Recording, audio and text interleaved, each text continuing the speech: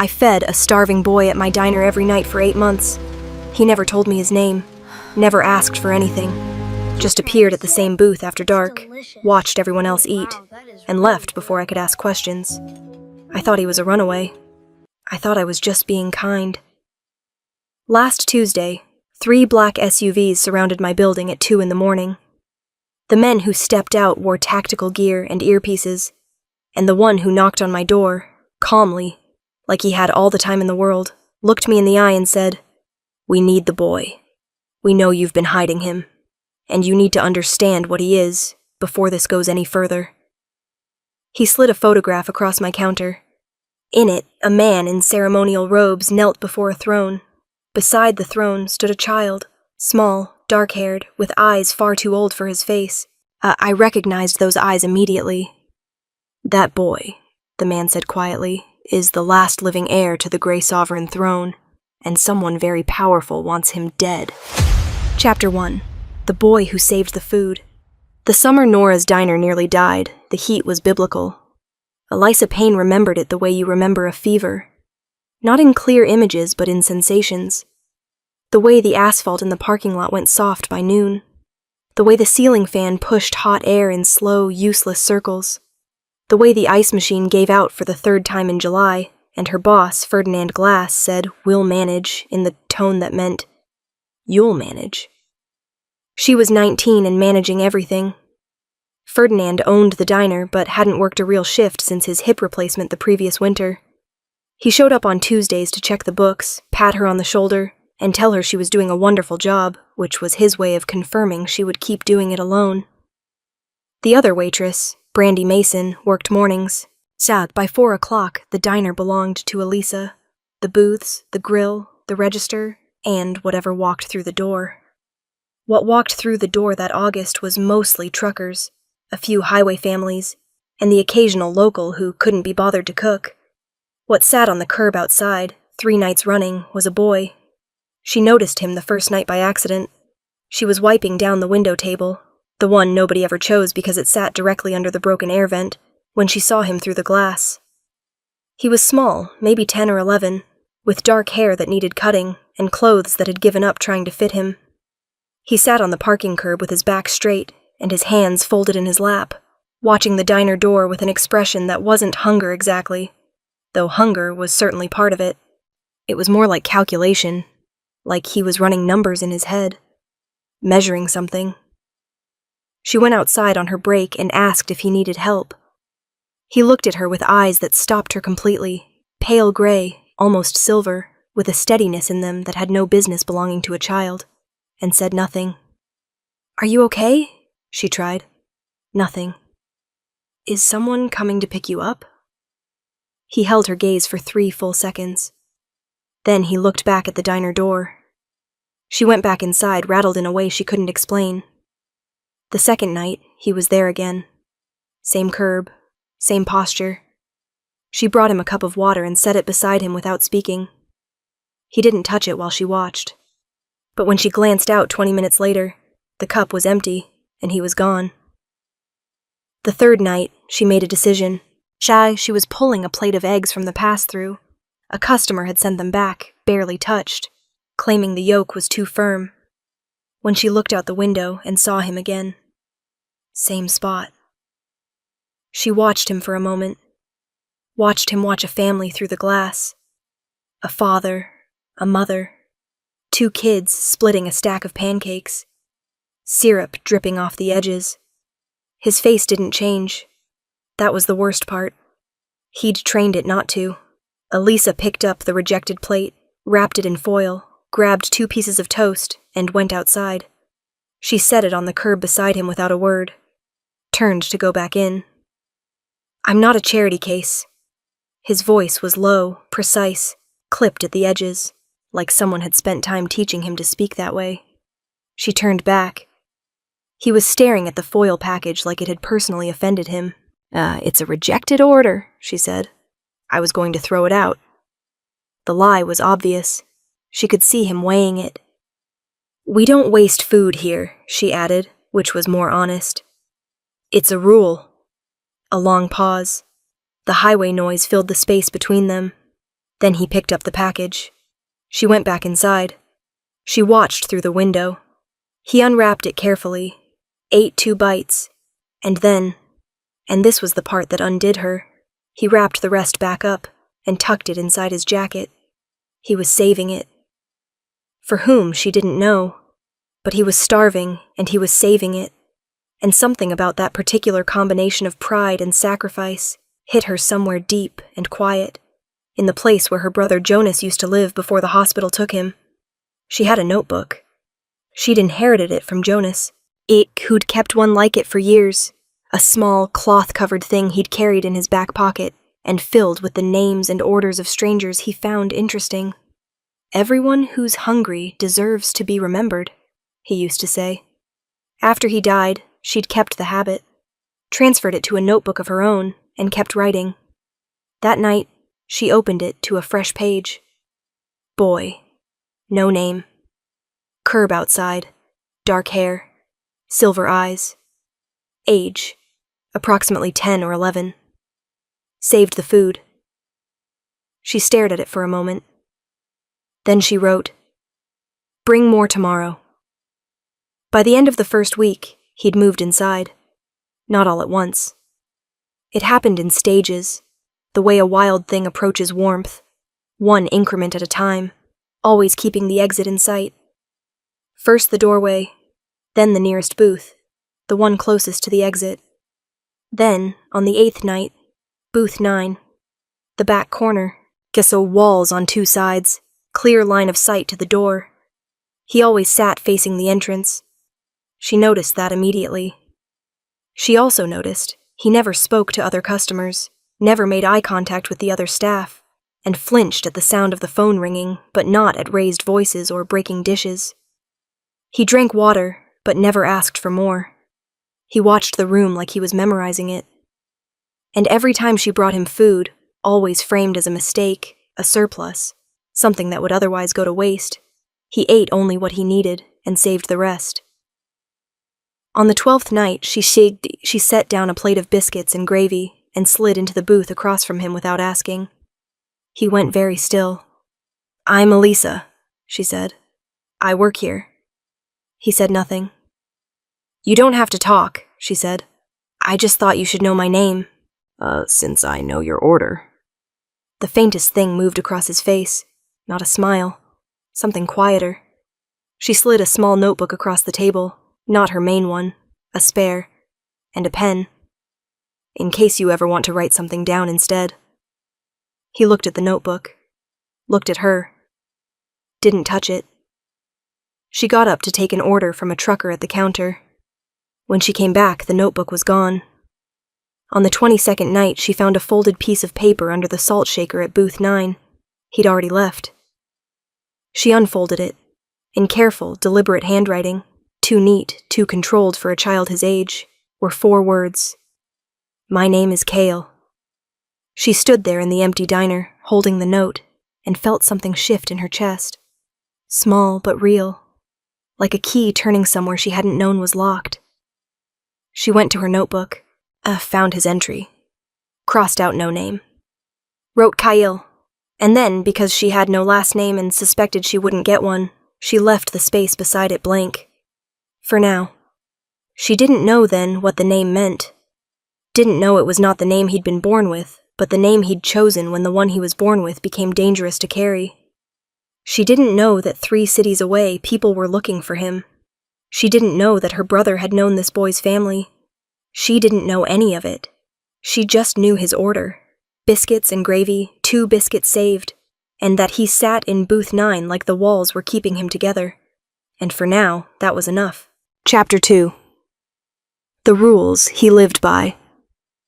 September arrived and broke the heat like a promise finally kept. The diner regulars returned, the ones who'd stayed away all summer because Ferdinand refused to fix the air conditioning.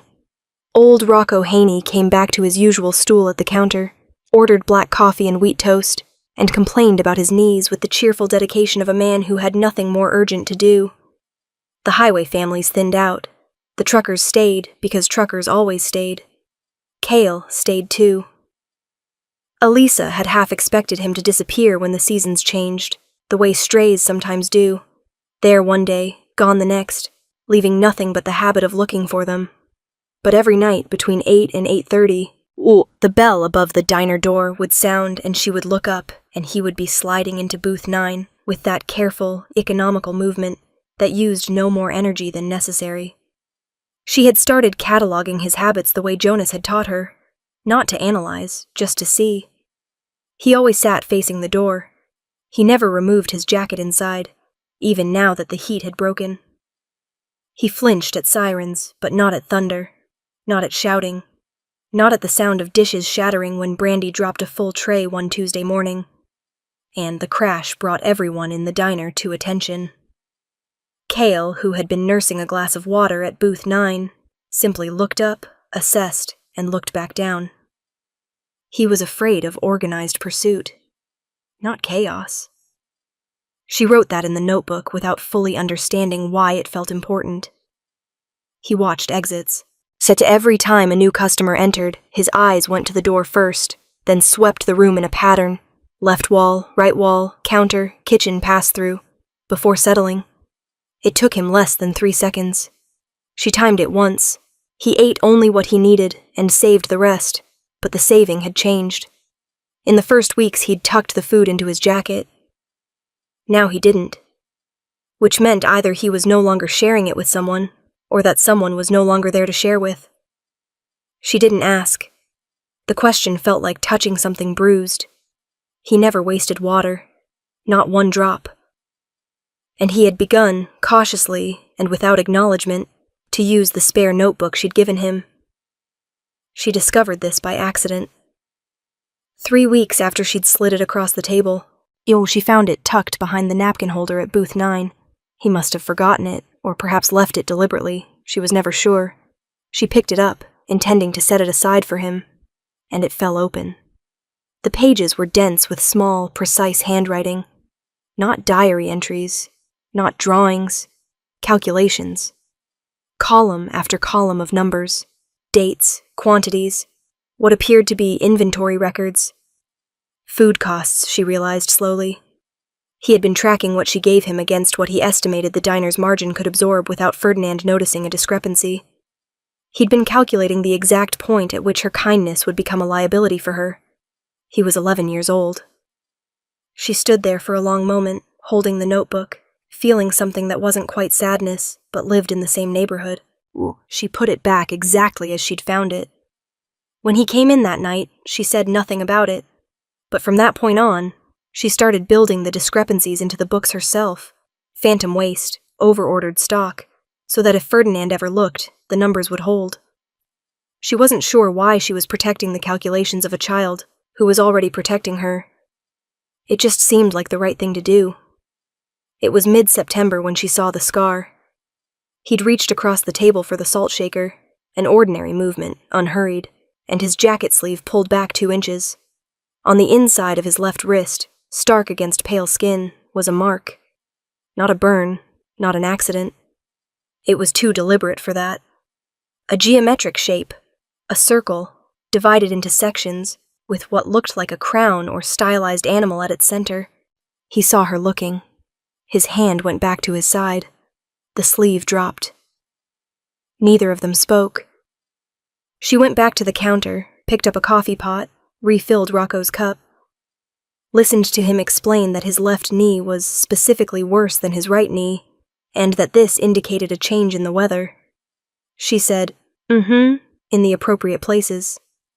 In her notebook, that night after closing, she drew the symbol from memory as accurately as she could. Brand scar, inside left wrist, deliberate, geometric, crown shape at center. Not abuse, too clean, too intentional, looks ceremonial. She stared at it for a while, then she wrote, "Find out what this means." She didn't have the internet at home. The library on Crane Street had 2 computers with dial-up access. She'd go Saturday morning, before her shift. Thursday night changed the schedule. She was taking out the trash, Ferdinand's one non-negotiable closing task, the thing he'd told her no fewer than 6 times was crucial to the atmosphere of the establishment, when she saw the car. Black, late model, parked across the street with the engine off and the lights off, which was the specific combination that meant someone was inside it trying not to be noticed. She stood by the dumpster and looked at it. It looked back at her, blankly, the way cars do. She went inside. 40 minutes later, when she locked the front door and flipped the sign to closed, she looked out the window. The car was gone. Cale had left 20 minutes before closing, same as always. She hadn't thought to warn him. Hadn't been certain there was anything to warn about. She told herself it was nothing. A couple parking to argue, as someone waiting for a passenger. She almost believed it. Friday morning, before Brandy arrived, Elisa unlocked the diner and found an envelope on the floor just inside the door, slid through the gap at the bottom, carefully, so it had landed without wrinkling. She picked it up. Inside was a single photograph, printed on plain paper, black and white, slightly grainy, taken from across the street and through the diner window. Booth 9. Kyle with his hands wrapped around a water glass. Herself standing 2 feet away, holding a plate. No note, no writing of any kind. Just the image. The two of them, framed in the window like a painting, completely unaware. She sat down heavily in the nearest booth and held the photograph and tried to slow her heartbeat to something manageable. Someone had been watching. Also, someone had been watching for long enough to bring a camera. She looked at the photograph for a long time. Then she opened her notebook, placed the photograph inside the back cover, and wrote the date carefully in the margin. Her hand was steady. She was surprised by that. She was also, underneath the fear, something else. Something harder and quieter. She was angry. That night, when Cale slid into booth 9, she brought his water and then sat across from him without preamble. He went still in the way that meant this is different. Someone was watching the diner last night, she said, keeping her voice low and level. Black car across the street, lights off. And this morning, someone had slid a photograph under the door. She slid it across the table. Of you and me. He looked at it. His face didn't change. But his hands, ears flat on the table, pressed down, a barely perceptible increase in pressure. Something being held very deliberately in place. Do you know who it was? She asked. He looked up at her. Those silver eyes, steady and too old. He reached for the spare notebook, opened it, wrote 4 words and turned it to face her. It won't happen again. That's not an answer to my question. He held her gaze, turned the notebook back, wrote 3 more words. It's better. Trust.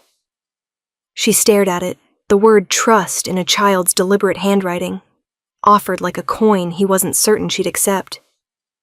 She thought about the calculations he'd been running to protect her margins. The food saved for someone who was no longer there. The scar that looked like a ceremony.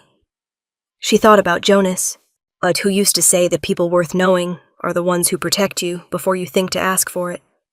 She took the photograph back, put it in her notebook. Okay, she said.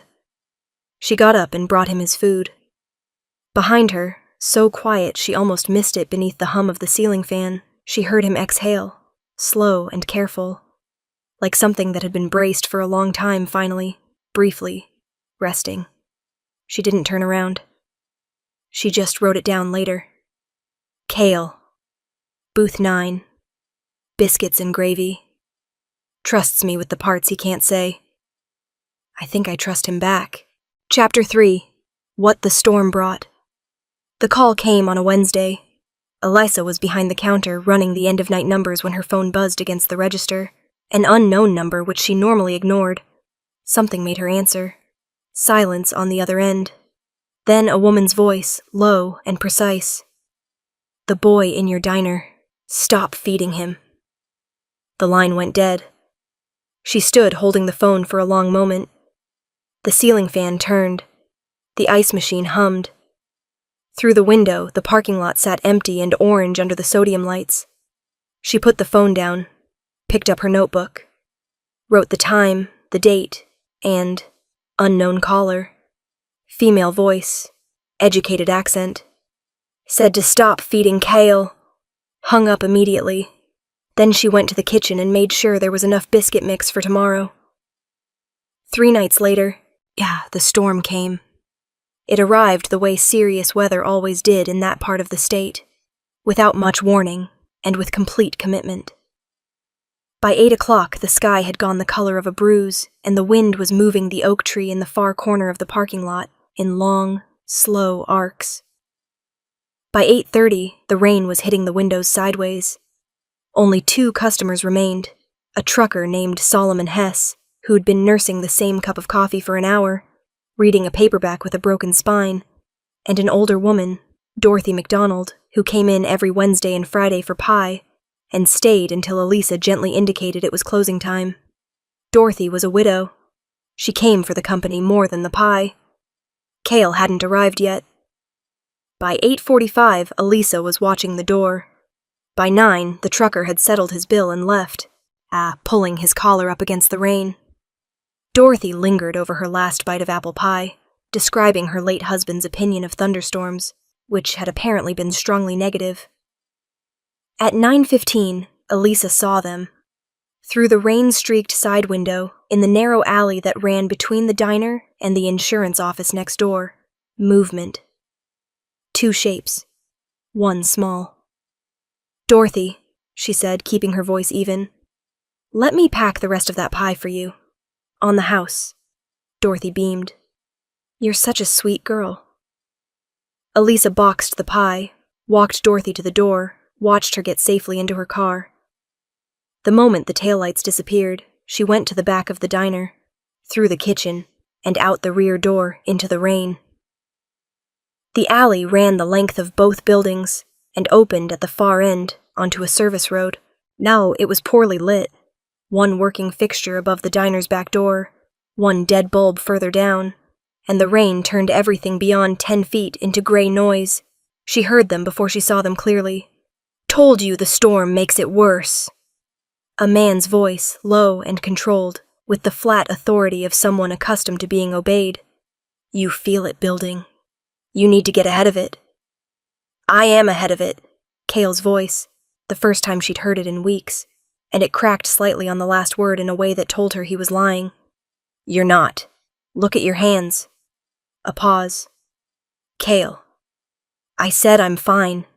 Elisa moved forward until she could see them. The man was tall, well over 6 feet, with close-cropped dark hair going silver at the temples, and the kind of build that suggested he'd been physically formidable for so long, it had simply become structural. He was crouched slightly to Kale's level, not in a threatening way, but in the way of someone who had learned that looming didn't help. Kale stood with his back against the brick wall, arms wrapped around himself, jaw set. Even through the rain and the dim light, she could see that his hands were shaking. The man's grip on Kale's shoulder was firm, but not rough. Still, something about the size of him against the size of Kale made every instinct she had go loud and sharp. "Hey!" she called. Both of them turned. The man's eyes found her immediately, not the slow scan of someone surprised, but the instant focus of someone who had already registered her presence and was simply waiting to see what she'd do with it. His eyes were amber, even in the bad light. Amber and completely, unnervingly alert. "This doesn't concern you," he said. Not unkindly, definitively. "He's 11, she said, "and you're a grown man holding him against a wall in an alley. It concerns me." "Elisa," Kale's voice was tight. "It's okay. This is—" He stopped, made a sound that wasn't quite pain, something compressed and involuntary, and doubled forward slightly. She was moving before she'd decided to move. "Kale, don't!" The man stepped between them, not blocking her exactly, but repositioning, putting himself where he could manage both of them at once. "If you startle him right now, it will make this significantly worse." "Make what worse? What's happening to him?" The man looked at her with those amber eyes and did something she hadn't expected. He told her the truth. Or the edge of it. "He's trying to hold something back," he said. "He does this when the barometric pressure drops." He's been managing it alone for months, and he is not as good at it as he thinks he is. I'm fine, Cale said through his teeth. You are not fine, the man said without heat. You're burning through it. Stop fighting and let it move through you. There are people, Cale gestured vaguely toward the diner. There's no one left inside, Elisa said. He looked at her. Sweat and rain on his face, hands still shaking, and underneath it all, that same composure he always carried, but cracking now, visibly, at the seams. It's just us, she said. I sent Dorothy home. Something shifted in his expression. Okay, he said quietly. Okay. He closed his eyes. What happened next lasted perhaps 40 seconds, and restructured something fundamental in the way Elisa understood the world. It began with the shaking stopping, not gradually, but all at once, like a switch thrown. Then a stillness that was too complete, too total, the kind that precedes rather than follows. The amber-eyed man stepped back and said nothing. Cale's frame seemed to compress and then, not violently, not with the horror movie grotesquerie she would have expected if she'd ever imagined such a thing, simply change. Like watching a drawing shift into a different drawing while you weren't quite looking directly at it. His outline blurred at the edges.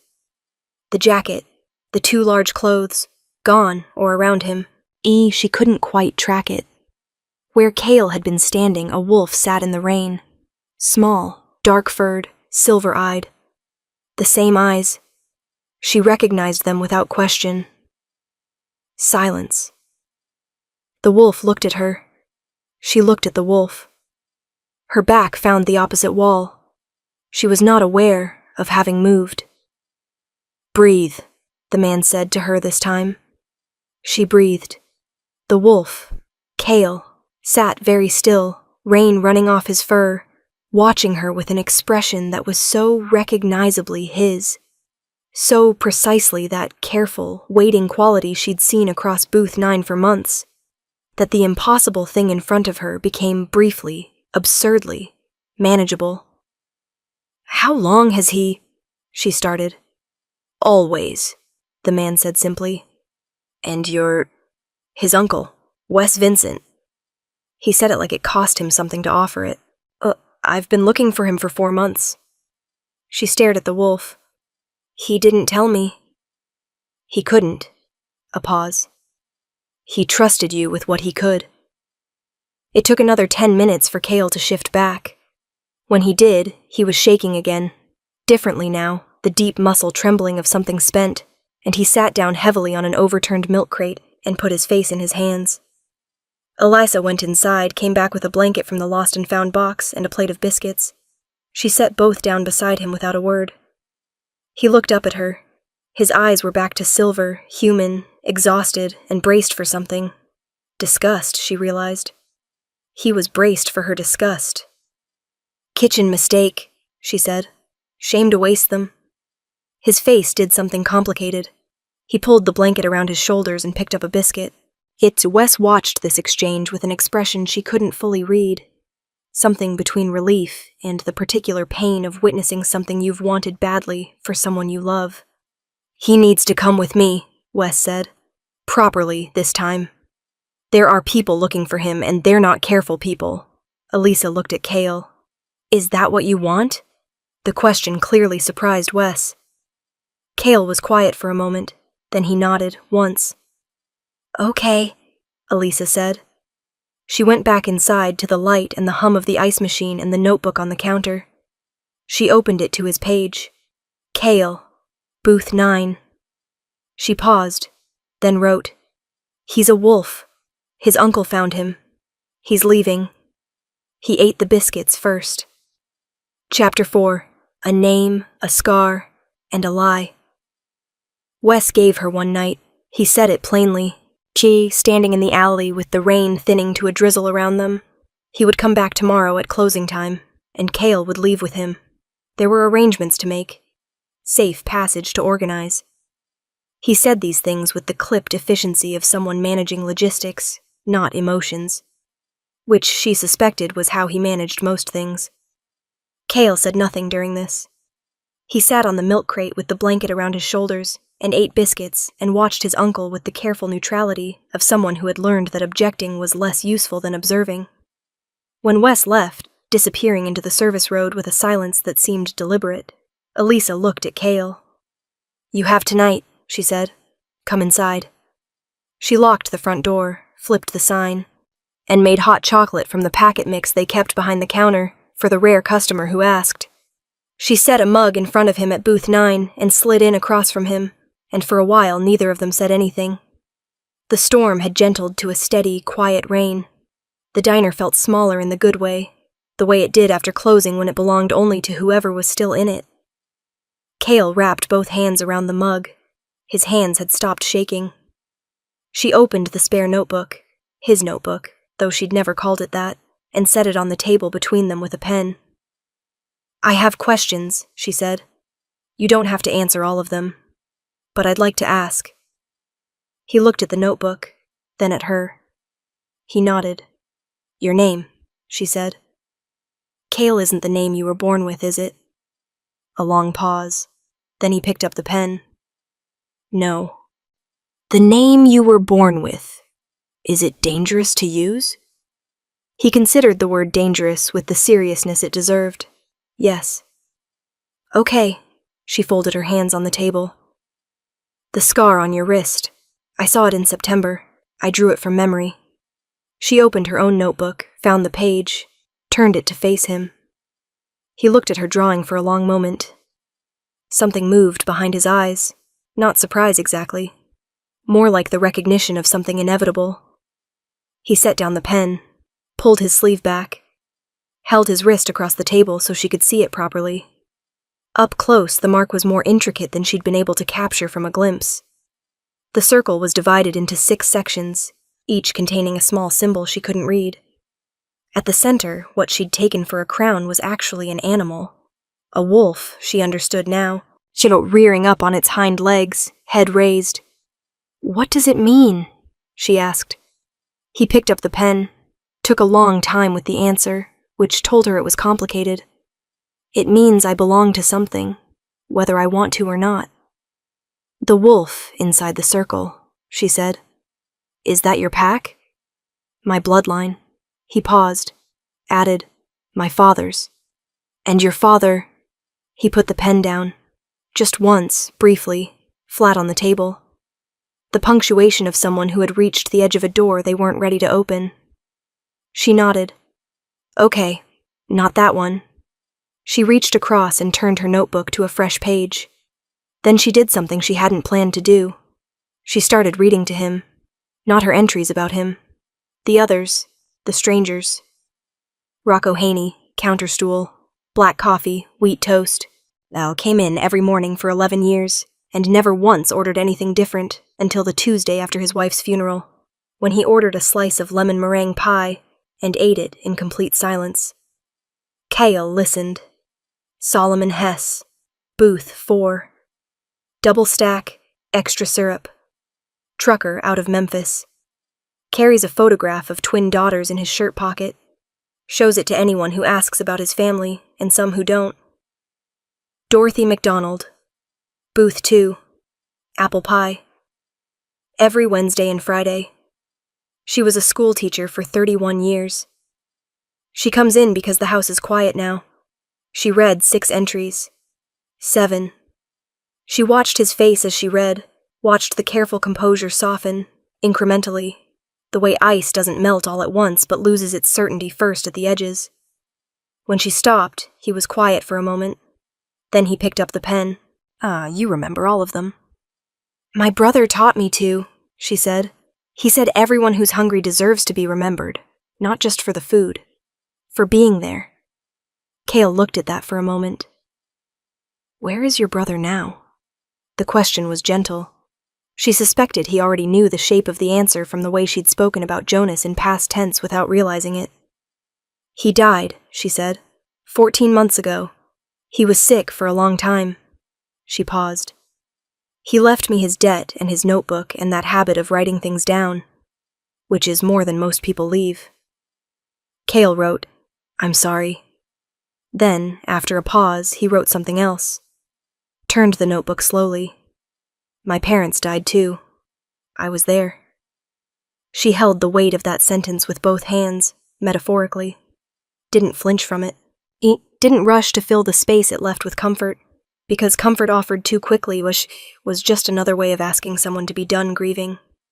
She just said, I know. Not that she knew the specifics.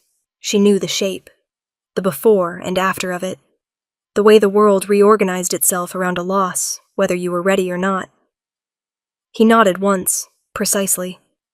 The acknowledgement of someone who understood the difference between I know and I understand. Then he turned the notebook to a fresh page and wrote, in letters slightly larger than usual, My real name is Calum. Calum Varick. She read it again. Calum, she said quietly. He watched her. That's a better name than Cale, she said. The corner of his mouth moved.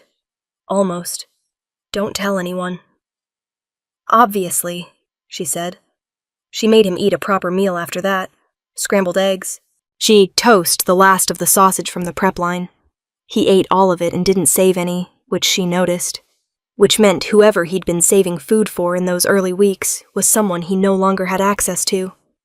She filed that away without comment. While he ate, she went to the back and found the lost and found box again. Under a forgotten scarf and someone's reading glasses was a jacket, left behind weeks ago by a customer who'd never returned. It was too large for Cale, but substantially better than what he was wearing. She brought it to the table, set it beside him. He looked at it, looked at her. It was going to sit in that box until Ferdinand donated it, she said. Which means forever, because Ferdinand has never donated anything. He picked it up, put it on. The shoulders sat wrong, the sleeves ran past his hands. Oh, and he looked simultaneously younger and more sheltered, which was the intended effect. He looked down at himself. Then he wrote, I look ridiculous. You look warm, she corrected. He pulled the sleeves up to his wrists. Looked at her again, and this time she saw it. Not quite a smile, but the thing that lived just before one. The thing a smile grows from. She thought, there you are. At 11:30, he stood to leave. She walked him to the back door, the kitchen door, not the alley. The rain had stopped entirely, and the air smelled clean and cold. He stepped out and turned. She expected nothing. He'd never been demonstrative, never initiated contact, never done anything that wasn't precise and deliberate and slightly formal. He held out his hand. She shook it once, solemnly. This because he was offering it solemnly, and it deserved to be met in kind. Then he turned and walked into the dark. She went back to the counter, opened the notebook, found his entry, and picked up her pen. She crossed out no last name and wrote Varick.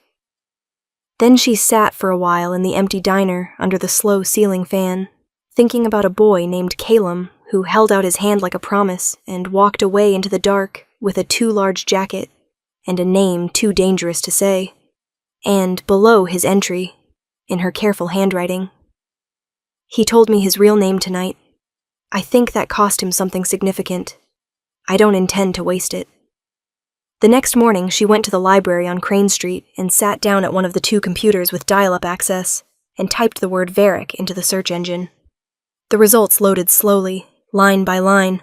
When they finished, she sat very still for a long time. Then she printed the page, folded it carefully, and put it in the back of her notebook beside the photograph of Booth 9. She locked both in the diner safe before her shift. She didn't tell anyone. Not yet. Chapter 4. A name, a scar, and a lie. Wes gave her one night. He said it plainly, standing in the alley with the rain thinning to a drizzle around them. He would come back tomorrow at closing time, and Cale would leave with him. There were arrangements to make, safe passage to organize. He said these things with the clipped efficiency of someone managing logistics, not emotions, which she suspected was how he managed most things. Cale said nothing during this. He sat on the milk crate with the blanket around his shoulders and ate biscuits, and watched his uncle with the careful neutrality of someone who had learned that objecting was less useful than observing. When Wes left, disappearing into the service road with a silence that seemed deliberate, Elisa looked at Cale. "You have tonight," she said. "Oh, come inside."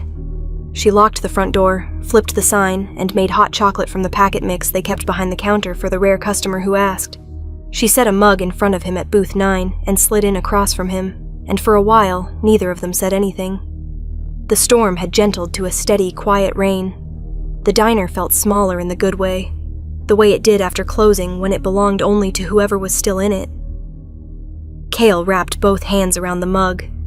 His hands had stopped shaking. She opened the spare notebook, his notebook, though she'd never called it that, and set it on the table between them with a pen. "I have questions," she said. "You don't have to answer all of them, but I'd like to ask." He looked at the notebook, then at her. He nodded. "Your name," she said. Cale isn't the name you were born with, is it?" A long pause, then he picked up the pen. "No. The name you were born with. Is it dangerous to use?" He considered the word dangerous with the seriousness it deserved. "Yes." "Okay." She folded her hands on the table. "The scar on your wrist. I saw it in September. I drew it from memory." She opened her own notebook, found the page, turned it to face him. He looked at her drawing for a long moment. Something moved behind his eyes. Not surprise, exactly. More like the recognition of something inevitable. He set down the pen, pulled his sleeve back, held his wrist across the table so she could see it properly. Up close, the mark was more intricate than she'd been able to capture from a glimpse. The circle was divided into 6 sections, each containing a small symbol she couldn't read. At the center, what she'd taken for a crown was actually an animal. A wolf, she understood now, rearing up on its hind legs, head raised. "What does it mean?" she asked. He picked up the pen. Took a long time with the answer, which told her it was complicated. "It means I belong to something, whether I want to or not." "The wolf inside the circle," she said. "Is that your pack?" "My bloodline." He paused, added, "My father's." "And your father?" He put the pen down. Just once, briefly, flat on the table.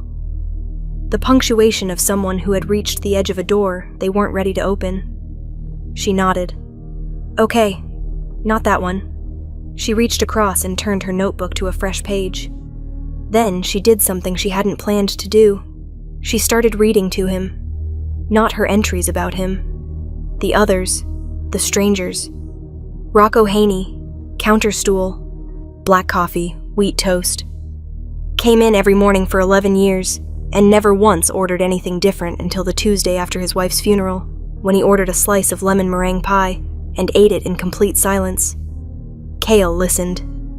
Solomon Hess, booth 4, double stack, extra syrup. Trucker out of Memphis. Carries a photograph of twin daughters in his shirt pocket. Shows it to anyone who asks about his family, and some who don't. Dorothy McDonald. Booth 2, apple pie. Every Wednesday and Friday. She was a school teacher for 31 years. She comes in because the house is quiet now. She read 6 entries. 7. She watched his face as she read, watched the careful composure soften, incrementally, the way ice doesn't melt all at once but loses its certainty first at the edges. When she stopped, he was quiet for a moment. Then he picked up the pen. "You remember all of them." "My brother taught me to," she said. "He said everyone who's hungry deserves to be remembered, not just for the food, for being there." Cale looked at that for a moment. "Where is your brother now?" The question was gentle. She suspected he already knew the shape of the answer from the way she'd spoken about Jonas in past tense without realizing it. "He died," she said, 14 months ago. He was sick for a long time." She paused. "He left me his debt and his notebook and that habit of writing things down, which is more than most people leave." Cale wrote, "I'm sorry." Then, after a pause, he wrote something else. Turned the notebook slowly. My parents died too. I was there. She held the weight of that sentence with both hands, metaphorically. Didn't flinch from it. It didn't rush to fill the space it left with comfort, because comfort offered too quickly was just another way of asking someone to be done grieving. She just said, I know. Not that she knew the specifics. She knew the shape, the before and after of it. The way the world reorganized itself around a loss, whether you were ready or not. He nodded once, precisely.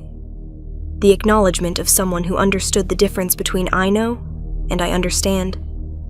Then he turned the notebook to a fresh page and wrote, in letters slightly larger than usual, My real name is Calum Varick. She read it again. Calum, she said quietly. He watched her. That's a better name than Kale, she said. The corner of his mouth moved. Almost. Don't tell anyone. Obviously, she said. She made him eat a proper meal after that. Scrambled eggs, Jow toast, the last of the sausage from the prep line. He ate all of it and didn't save any, which she noticed. Which meant whoever he'd been saving food for in those early weeks was someone he no longer had access to. She filed that away without comment. While he ate, she went to the back and found the lost and found box again. Under a forgotten scarf and someone's reading glasses was a jacket, left behind weeks ago by a customer who'd never returned. It was too large for Kale, but substantially better than what he was wearing. She brought it to the table, set it beside him. He looked at it, looked at her. It was going to sit in that box until Ferdinand donated it, she said. Which means forever, because Ferdinand has never donated anything. He picked it up, put it on. The shoulders sat wrong, the sleeves ran past his hands, and he looked simultaneously younger and more sheltered, which was the intended effect. He looked down at himself. Then he wrote, I look ridiculous. You look warm, she corrected. He pulled the sleeves up to his wrists, looked at her again, and this time she saw it. Not quite a smile, but the thing that lived just before one. The thing a smile grows from. She thought, there you are. At 11:30, he stood to leave. She walked him to the back door, the kitchen door, not the alley. The rain had stopped entirely and the air smelled clean and cold. He stepped out and turned. She expected nothing. He'd never been demonstrative, never initiated contact, never done anything that wasn't precise and deliberate and slightly formal. He held out his hand. She shook it, once, solemnly, because he was offering it solemnly, and it deserved to be met in kind. Then he turned and walked into the dark. She went back to the counter, opened the notebook, found his entry and picked up her pen. She crossed out no last name and wrote Varick. Then she sat for a while in the empty diner under the slow ceiling fan, thinking about a boy named Calum who held out his hand like a promise and walked away into the dark with a too large jacket and a name too dangerous to say. And below his entry, in her careful handwriting, he told me his real name tonight. I think that cost him something significant. I don't intend to waste it. The next morning, she went to the library on Crane Street and sat down at one of the two computers with dial-up access and typed the word Varick into the search engine. The results loaded slowly, line by line. When they finished, she sat very still for a long time. Then she printed the page, folded it carefully, and put it in the back of her notebook beside the photograph of Booth 9. She locked both in the diner safe before her shift. She didn't tell anyone. Not yet. Chapter 5. The years between. He was gone by morning. Not just from the diner, from the town entirely. She felt the absence the way you feel a change in air pressure. That subtle wrongness that means something has shifted outside the range of ordinary explanation. Booth 9 sat empty for a week, then 2, and she kept setting it properly every night anyway. Clean glass. Folded napkin. She told herself it was habit. It was hope, actually. but hope and habit look identical from the outside. October became November. Ferdinand fixed the air conditioning, which was useless in October, but made him feel productive. Brandy got engaged to a man named Darren McCoy, who came in twice, ordered the same thing both times, and seemed genuinely kind, which Elisa decided was enough. Rocco's knees got worse, and then, according to Rocco, getting significantly worse, which he documented for anyone within earshot. Elisa worked her shifts, kept her notebook, applied to the business program at the community college 12 miles north, and did not hear from Calum Varick. She updated the specials board every day. This had begun without a plan. She'd changed the board the morning after he left, the way you do a small, ordinary thing to keep from sitting down under the weight of a large, extraordinary one. And somewhere in the doing of it, she'd made a decision. She would leave him messages the only way she knew he might see them, if he ever came back, if he ever passed through, if whoever was looking for him ever stopped looking long enough for him to breathe. A code only they would understand, because only he would know to look for it. Blueberry pancakes on special meant, "I'm okay." "Oh, the diner is okay. You don't have to worry." No soup today meant, "Something is wrong. Be careful." Apple pie on the house meant, "I miss you. That's all. I just miss you." She wrote the code in her notebook so she wouldn't forget which was which. Then she changed the board and went back to work. She didn't know if he ever saw it. For 3 years, she didn't know. The library computer gave her more than she'd expected. The Varick name appeared in 3 places online in 1998, which in internet terms was nearly nothing. A genealogical forum thread that had gone unanswered. A scanned page from what appeared to be a regional historical archive, in a language she didn't recognize. And a single paragraph in an English-language article about Eastern European noble bloodlines, which mentioned the Grey Sovereign pack in the same breath as terms like extinct lineage and politically dissolved and no surviving heirs confirmed. That last phrase she underlined in her printed copy. No surviving heirs confirmed. Not no surviving heirs. Confirmed. The distinction felt deliberate, like a door left unlocked by someone who wanted it found. She put the printout in the safe beside the photograph. She kept going to the library. She kept looking. By December, she had 7 printed pages. By February, she had 14. By the following autumn, when she started her first semester of business courses, she had a separate folder. She didn't know what she was building toward.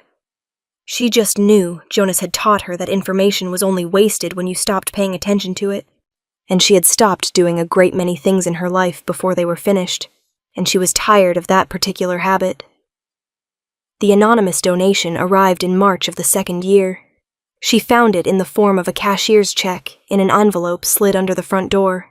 No return address, no note, made out to Nora's diner in the exact amount of 3 months of back property taxes, which she knew because Ferdinand had complained about the tax bill in her presence 6 weeks earlier, and she'd written the figure in her notebook out of the habit of writing things down.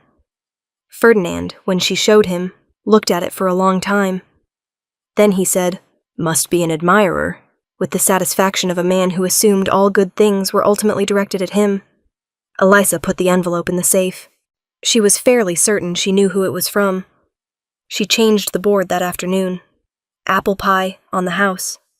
She met Britt McLaughlin in her 2nd semester of accounting fundamentals. He was funny in the specific way that made difficult things easier, not by minimizing them, but by finding the absurdity that lived alongside the difficulty, which was a more sophisticated skill than it appeared.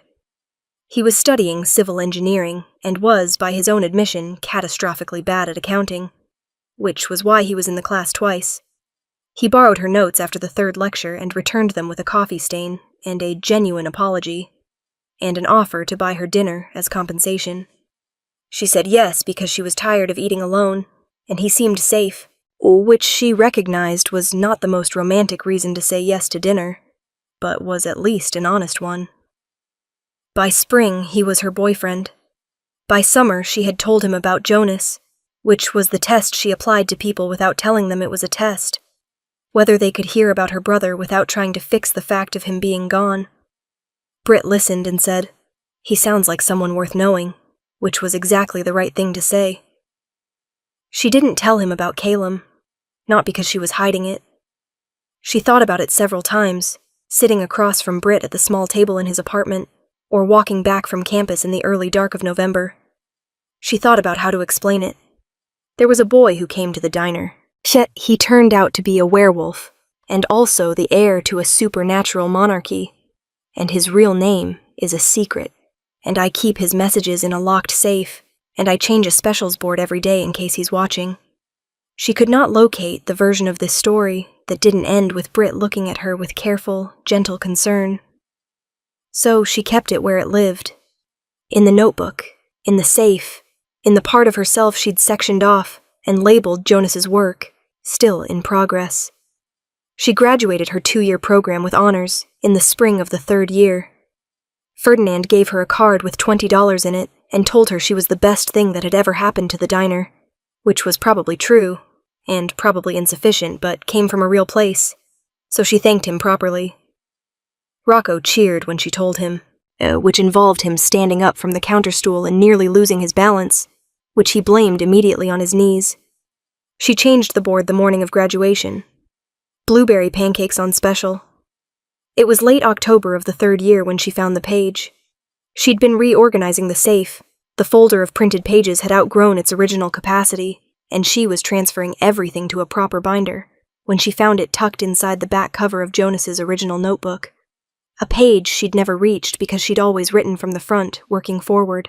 Her brother's handwriting, dated 8 months before he died. E. If you're reading this, you found the notebook, which means you kept the habit, which means you're already closer to understanding than you know. The boy's family, the Verricks, I knew them. Not well. Enough. There are people who protect bloodlines like theirs, quietly, at cost. I was one of them for 4 years. I should have told you. The debt isn't mine. I mean, it is mine, medically. But the money I spent before I got sick, the years before the hospital, that went somewhere that mattered. I need you to know it mattered. There's more. I couldn't put it in a letter. I didn't know how. If he ever finds you, and I think he will, I think that's already decided, ask him about the lore keepers. Ask him what our family has to do with it. Ask him why I chose your diner specifically to send him to. I love you. I'm sorry I ran out of time. J. She sat on the floor of the diner with Jonas's notebook in her hands, and the safe door open beside her, and the ceiling fan turning its slow, useless circles overhead, and she did not cry immediately. She read the letter 3 times first. Then she cried. Then she got up, washed her face at the kitchen sink, and went back to the safe. She placed the letter carefully inside the binder. She picked up her pen. Jonas knew the Verricks. He sent Cale to me. He chose this booth. She stopped. The pen hovered. Cale didn't find me by accident.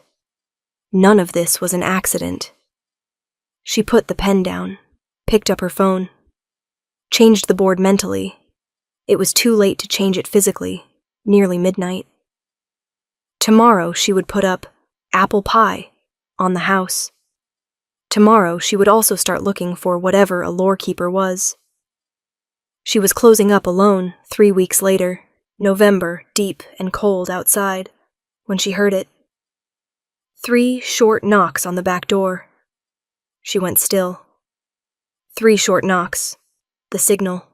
The one he'd established wordlessly in those early weeks, when he'd sometimes arrived at the back instead of the front, and knocked that specific pattern so she'd know it was him, and not be frightened.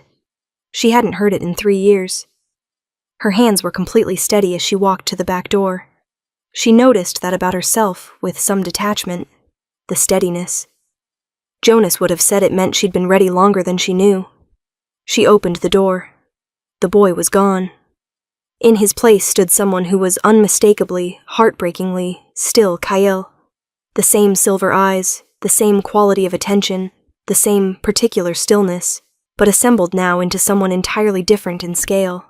Tall, broad through the shoulders, a face that had finished becoming itself and arrived somewhere that made it very difficult to look away.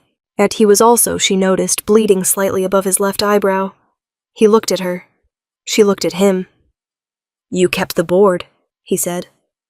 His voice had dropped into something resonant and low, the clipped precision still there, but settled now into something easier, like a language he'd finally stopped translating. "Every day," she said. He exhaled, that same exhale she remembered from the alley, the long-held thing finally setting down its weight. She stepped back from the door. "Booth 9 is still free," she said. He came inside. Chapter 6. The Man He Became. She didn't ask about the cut above his eyebrow. Not immediately. She brought him water first, muscle memory, the same glass, the same booth, and sat across from him the way she always had, without asking permission, because some things didn't require renegotiating just because time had passed. He looked at the water glass. Something crossed his face. "You still use the thick ones," he said. "Ferdinand tried to switch to the thin ones last year. I switched them back." "Why?" "They feel like something," she said. "The thin ones feel like nothing." He considered this with the same seriousness he'd given her notebook entries when he was 11. Then he wrapped both hands around the glass, exactly as he always had, and she felt the 3 years collapse to something manageable. "You're bleeding," she said. I know. Do you need—" "It's already stopped." He paused. "We heal faster than you." "We," the casual inclusion of himself in something other, something larger, delivered without performance or apology. She noted it. She went to the first aid kit anyway, and came back with antiseptic and a square of gauze. She set them on the table between them. He looked at them, looked at her. Then he picked up the gauze himself and pressed it to the cut with the slightly awkward self-consciousness of someone unaccustomed to being tended to, which she suspected was exactly what he was. "Tell me what happened," she said. "Not tonight." "Okay," she folded her hands. "Tell me something else then." What he told her came out in the uneven way of someone who had rehearsed the beginning, but not the middle, organized at the start, then looser, and then occasionally very quiet in the spaces between sentences. He'd been with Wes for the first year. Training, he called it. And she didn't push on the specifics, but understood from the way he described it, structured, relentless, beginning before dawn, that it was less like school and more like being rebuilt from a blueprint. Not unkindly, but thoroughly. His grandmother had found them 8 months in. He said grandmother with a particular quality in his voice, something that had been braced for a long time, and then, upon her arrival, been allowed to put down its armor briefly. Her name was Nina. She was, he said, the last Varric elder, which meant she was the last person alive who remembered what his bloodline was supposed to be. She had things to tell him, about his parents, about the night they died, about why. He didn't detail this part. She didn't ask him to. "There's a council," he said. "The Shifter Sovereignty Council. They govern pack law across the Eastern Territories. They have authority over disputes, lineage claims, territorial boundaries. And they declared your bloodline extinct," she said. He looked at her sharply. "How do you know that?" "Library computer, 1998. It took me 3 visits and 14 printed pages, but I got there." A pause. Those silver eyes studying her with an expression she was learning to read. Not quite surprise, but the recalibration that came just after it. "The declaration was signed 6 years ago," he said. 18 months after my parents were killed. By the time anyone thought to question it, the documentation was complete, and the council member who'd pushed it through had been promoted to regional director. His jaw tightened. "Her name is Marin Solis." Elisa went very still.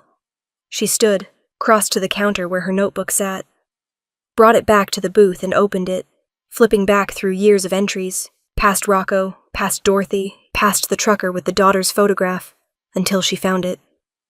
October 2003. A full year before Cale had appeared on her curb. Woman. No name. Booth 9. Black coffee, no food. Cried quietly. Left without finishing. Left a folded piece of paper under the saucer. Blank on both sides. Didn't understand why she chose this booth. She turned the notebook to face him. He read it again. When he looked up, something had changed in his expression. Not shock exactly, just the look of a pattern completing itself. She was here, Elisa said. Before you. Before any of this. I know. His voice was quiet. You knew? My grandmother told me 2 years ago. Marin came through this town regularly in the early 2000s. She was tracking the remnants of my father's network, the humans who'd helped shelter our bloodline before the massacre. He paused. She wasn't here by accident either. The word network landed with particular weight. Cale, she said carefully. Jonas's letter. I found it 3 weeks ago. He said he was part of it. That he'd sent money to people protecting your bloodline. That he sent you to me specifically. She stopped. Did you know that when you were 11? No. Immediate. Certain. I was feral, Elisa. My wolf had taken over almost completely. Wes told me afterward. My grandmother had given me a location. A blue door. A girl who kept a notebook. That was all I had. That was all Jonas told them to say. Yes. She sat with this for a moment. The ceiling fan turned. Outside, November pressed against the windows. My brother chose this, she said. Not a question. Yes. He chose me for this without asking me. Cale was quiet. Then, are you angry? She thought about it genuinely. No, she said finally. He knew I'd say yes. He also knew I'd spend 20 minutes arguing about it first. A breath. He took the efficient route. Something moved in Cale's expression. That almost smile, older now, settled differently in his face, but recognizably the same thing. Somewhere in the conversation they had shifted. She noticed it the way you notice the tide. Not the moment of change, but the evidence of it after. They were sitting beside each other now rather than across, the notebook open between them. Her pointing to entries and him reading them with the focused attention he'd always given things he considered worth understanding. His arm was along the back of the booth, not around her, but close enough that she was aware of it as a fact the way you're aware of warmth from a fire, without being in contact with it. She told him about Britt. She wasn't sure why she led with it, except that it seemed important to be honest before anything else. I've been seeing someone, she said. For about 2 years. He's good. Cale looked at her. Good. I mean, he's a good person. I understood what you meant. A pause. Are you happy? She considered the question properly. I'm okay, she said. That's not the same thing, but it's not nothing.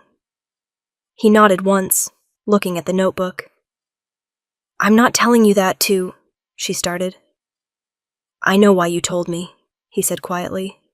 You told me because you're honest, and you didn't want the honesty to come out sideways later. That's why you do most things. She looked at him. You've been gone 3 years, she said. How do you still know how I work? I read your board every day, he said. She stared at him. We came through here 4 times, he said. Different routes, different configurations. But I always came through here. Wes knew better than to try to route around it. The faintest edge of something self-aware in his voice. He said it was a security liability. I told him it was a necessary variable. You came back 4 times and didn't come inside. The first time, Marin's people were within 2 miles. I couldn't risk you. A pause. The other 3 times, I didn't have a reason that was good enough to give you. She understood this. She didn't like it, and she understood it. The board, she said finally. You saw it. Every time. His voice dropped slightly. Apple pie. On the house. 3 times in 3 years. She felt warmth move up her throat, that she elected to leave unaddressed. So, you know I missed you, she said. Yes. And you still didn't come in. Yes. That's annoying. Yes, he agreed. And this time it arrived. The smile, real and complete. And it reorganized his entire face into something that made her look away. Before it did something to her equilibrium she wasn't prepared for. She made him eat. She wasn't going to not make him eat. Some habits were structural, load-bearing, not open for revision. She pulled eggs from the cooler, butter, the last of the good bread. She moved around the kitchen with the lights low, and he sat at the pass-through window the way she suspected he preferred, back to the wall, sightlines to the door, and watched her cook. "The cut," she said, cracking eggs. "Now tell me." A pause. "Marin's people found our position last week. We moved. There was a confrontation. Were you hurt beyond the cut?" "No." "Was Wes?" A slightly longer pause. "He's fine. He's had worse." "That's not reassuring." It wasn't meant to be reassuring. It was meant to be accurate. She slid the plate through the window. He ate with the same methodical attention he'd always given food, not ravenous, never ravenous even when he clearly needed it, but focused, like eating deserved the same respect as anything else worth doing. When he finished, she set a plate of blueberry pancakes beside the empty plate. He looked at them, looked at her. "Kitchen mistake," she said. His hands stilled on the table. When he looked up, his eyes were very silver, very direct, and full of something she didn't have a clean word for. "Elisa," he said. "Don't," she said gently. "Not tonight. Tonight you're just Kale, and I'm just Elisa. And you came back, and that's enough for tonight." A long moment, then he picked up his fork. "The pancakes are good," he said. "They're always good." "I know." A pause. I tried to make them once. 3 years ago. They were terrible." "How terrible?" "Wes refused to eat them.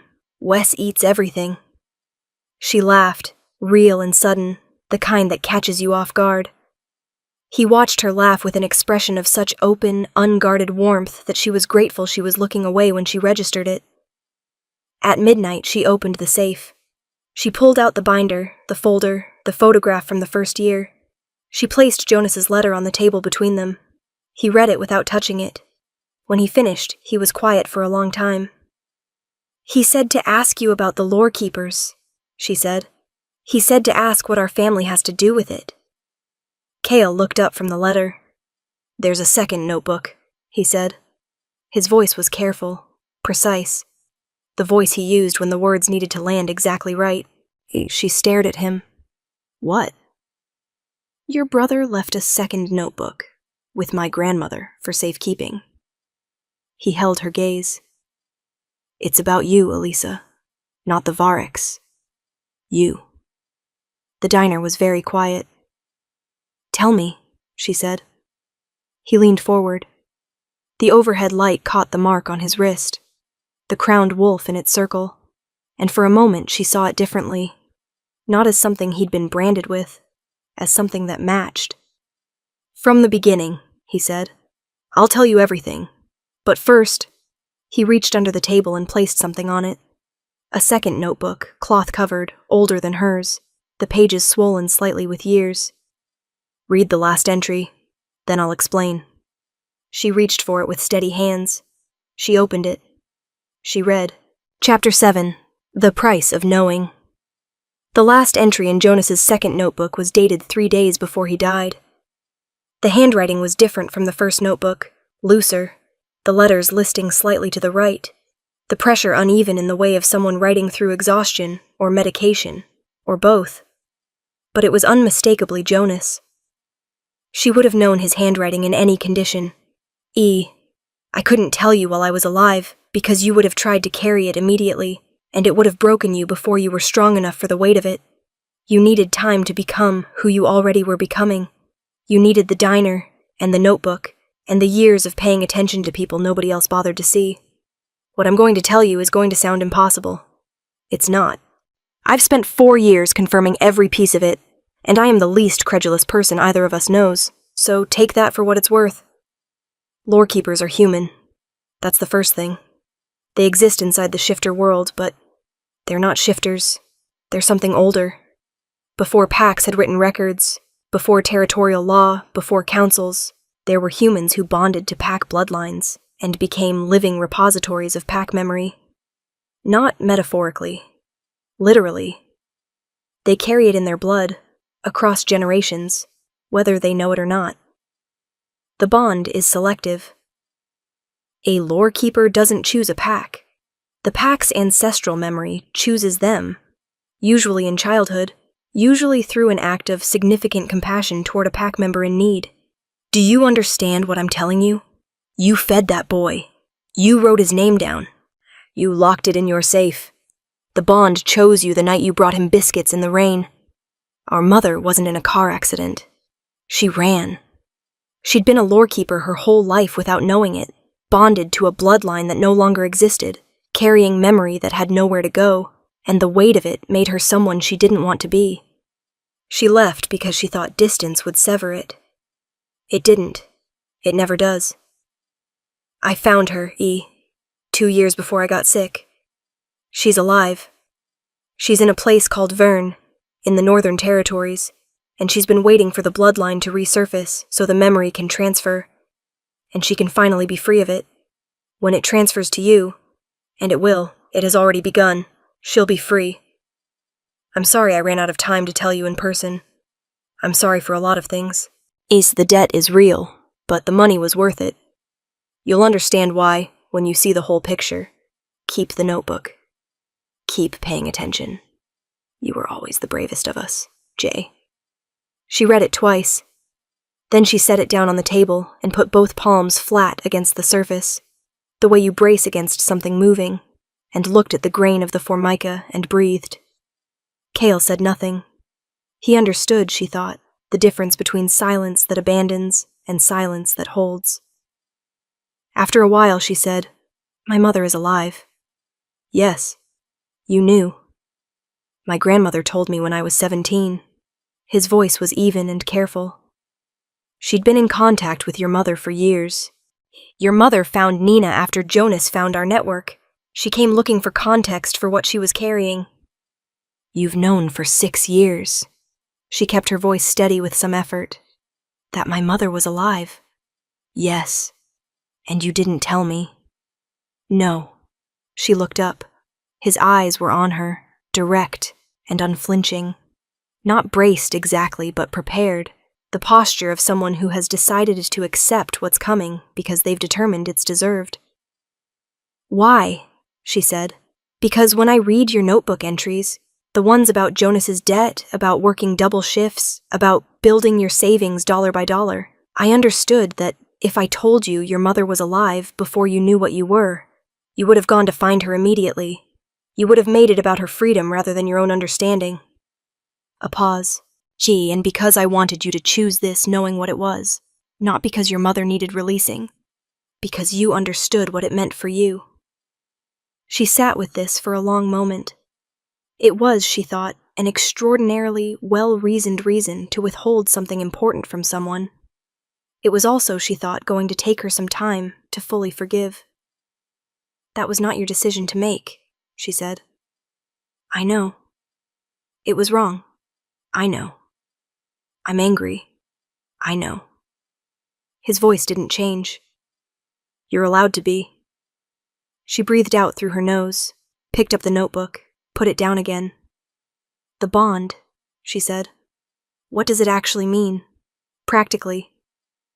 He seemed to recognize that she was moving forward rather than through, and followed her lead. "It means your memory is different from other people's," he said. "So, not supernatural in the obvious sense. You don't see visions or hear voices. It's more that you retain. You notice things others don't. You feel the significance of information before you understand why it's significant. You keep records instinctively. You recognize patterns in people." A pause. "You've been doing all of those things your whole life." She thought about the notebooks, the library printouts, the photograph filed away from a nameless customer in October 2003. "And it's connected to your bloodline specifically," she said. "Yes, the Varric line, which is why when my wolf—" He stopped, chose different words. When I was 11, and my wolf recognized you, it wasn't random. The bond already existed in your blood. My wolf simply knew what it was before either of us did. You taste like someone I used to know. She'd never understood that sentence. She understood it now. At 1 a.m, 3 soft knocks sounded at the front door. Not the back. The front. Cale was on his feet before the third knock landed, moving with a fluidity that reminded her, briefly and completely, that he was not only the boy from booth 9. "Stay here," he said. "Absolutely not," she said. He looked at her. Something flickered in his expression. Not irritation. Something closer to resigned recognition. He moved to the door. She moved with him. Through the glass. 2 figures. A man and a woman, both in dark coats, both standing in the particular way of people who have been trained to stand, weight distributed, hands visible, faces arranged into something deliberately neutral. Credentials. She could see credentials being held up to the glass. Kyle made a sound low in his chest. Not quite a growl. The sound of something being confirmed that he'd been hoping not to confirm. "Counsel," he said quietly. "Marin's people. Not directly. Mid-level operatives. They won't move on me in public with witnesses and no authorization." His eyes tracked the street behind them. "But they'll report our location within the hour." "So we have an hour." "Less." She went to the counter, got her notebook, the binder, Jonas's second notebook. She put them in her work bag. She went to the safe, not the documents, those were already in the binder, and took out the cashier's check envelope, the photograph, the 14 printed library pages. Cale watched her move through the diner with an expression she didn't have time to read. "I'm not opening the door," she called to the figures through the glass. We're closed." The male figure leaned slightly forward. His voice came through the door, muffled but audible. "Miss Payne, we simply want to talk." "Then call during business hours," she said pleasantly. She shouldered her bag, looked at Cale. "Back door?" "Back door," he agreed. Wes was waiting in the service road. Of course he was. He looked at Elisa with the same amber eyes she remembered from the alley, except now they held something additional, a wariness that she understood belatedly was specifically about her. He'd known she existed in this situation longer than she had, and had clearly spent that time forming strong opinions about the complications she represented. "She's coming," Cale said. Not a question. Wes looked at him, looked at her bag, looked at Cale again. "Your grandmother is going to say I told her so," he said. "Yeah, your grandmother is always going to say that," Cale replied. "It doesn't correlate with whether you should have listened." A muscle moved in Wes's jaw.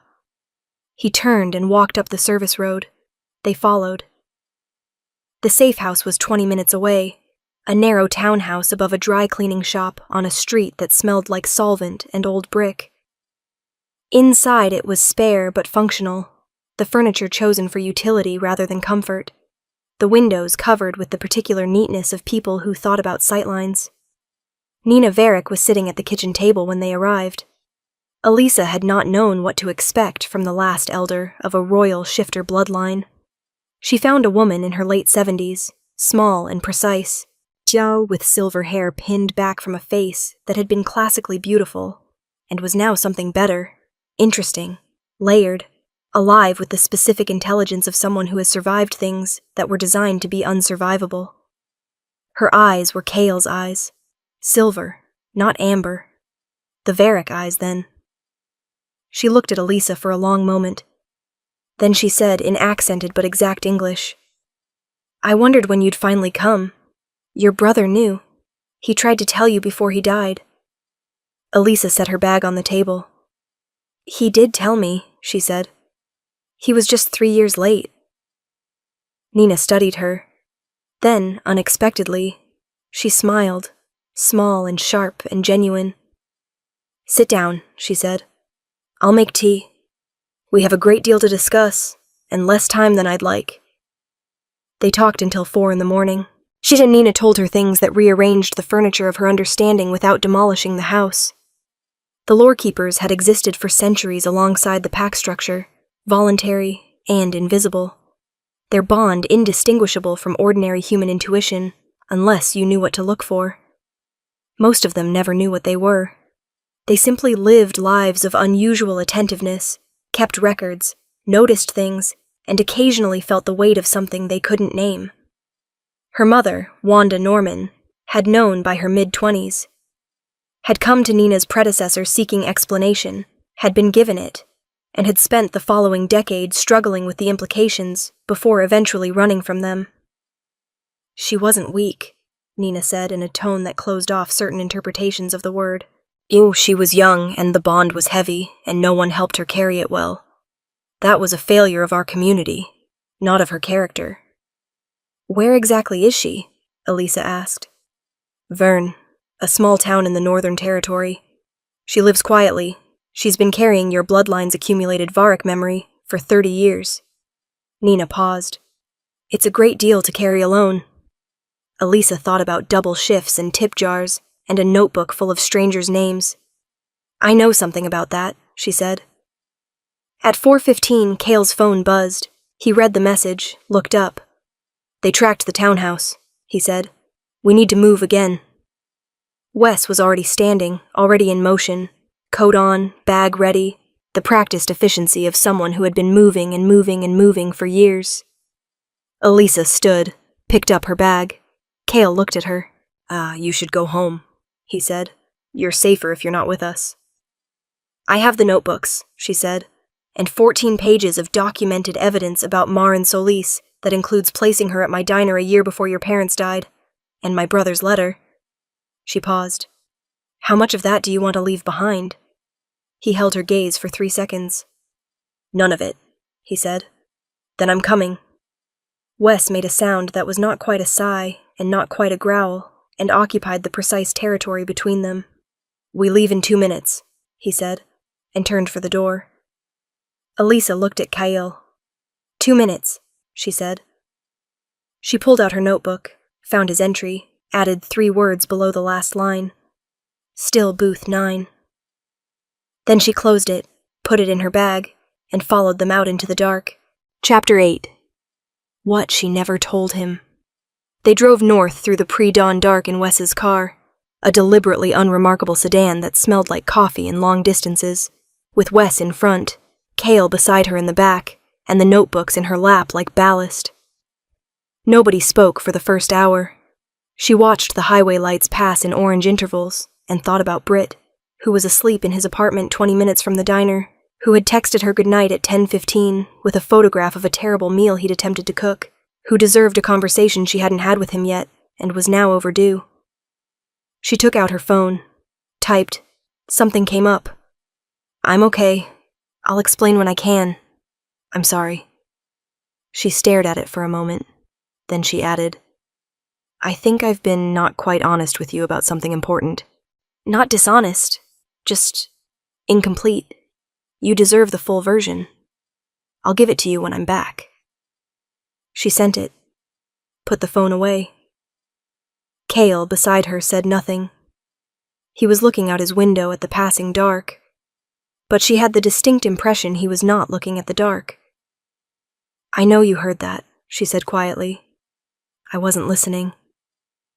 You have a wolf's hearing, and I was sitting 14 inches away. A pause. I wasn't paying attention to the words, he said. I could tell the tone was careful. I stopped there. She appreciated this more than she said. They stopped once at a gas station outside a town she didn't recognize, while Wes filled the tank and made a phone call that involved a great deal of listening and very little speaking. Cale bought her coffee from the machine inside without asking, which meant he remembered how she took it. Black, no sugar, from something she must have said years ago or demonstrated without realizing. She accepted it without commenting on this. They stood outside the car in the cold, the sky beginning to gray slightly at the horizon, and she drank the coffee, and he stood beside her, and they watched Wes pace with his phone. Tell me about Vern, she said. Small, maybe 400 people. It sits on the edge of the Northern Territory boundary, technically human jurisdiction, but the packs have always considered it a gray zone. Neutral ground, historically. He paused. Your mother has been there for 11 years. Jonas found her 9 years ago. Yes, he came through Verne twice before he got sick. My grandmother facilitated the contact. She turned her cup in her hands. Did he tell her about me? He told her everything about you, Cale said. She knows about the diner, the notebook, your degree, Brit. A pause. She knows about me. What does she know about you? He was quiet for a moment. That her daughter fed a starving wolf pup for 8 months and kept his entry in a notebook and changed a specials board every day for 3 years in case he came back. The horizon was definitely graying now, a thin, cold light, reluctant but arriving. How did she respond to that? Elisa asked. My grandmother said she cried, he said. And then she said, and I was told this verbatim, that sounds exactly like something Elisa would do. She gets it from Jonas. Elisa looked at her coffee. She knows me, she said, not with bitterness, with the complicated texture of something that was both a gift and an ache simultaneously. She never stopped, he said simply. Verna appeared in the mid-morning, a main street of practical storefronts, a church with a hand-painted sign, houses set back from the road behind old trees. It looked like 30 other small towns she'd driven through and felt, inexplicably, like somewhere she'd been before. The lore-keeper sensation, perhaps. She was beginning to learn the difference between her ordinary instincts and the other thing, the deeper register, the one that hummed rather than spoke. Wes parked on a residential street 3 blocks from the main road, a white clapboard house, well kept, with a small porch and window boxes that had been properly put to bed for winter. She knows we're coming, Wes said. Nina called ahead. Elisa looked at the house. 19 years. She'd been 7 when her mother left. She had 4 clear memories of her. The smell of her hair, the sound of her laugh in the kitchen, the weight of her hand on Elisa's forehead when she was sick, and the morning she was gone with nothing but a note that Jonas, at 14, had read, and then burned, and told Elisa only that Mama had to go away for a while. She had spent a long time being angry. Then a longer time past anger, in the quieter territory where abandonment becomes simply a fact of your architecture, something that shaped you without defining you, if you were careful. She got out of the car. The woman who opened the door before Elisa reached the porch steps was small and dark-haired, and had the eyes of someone who had spent a long time looking at something painful, and had eventually made a kind of peace with the looking. She looked at Elisa the way you look at something you thought you'd lost. Wanda Norman said nothing for a long moment. Then she said, You have Jonas's walk. You always did.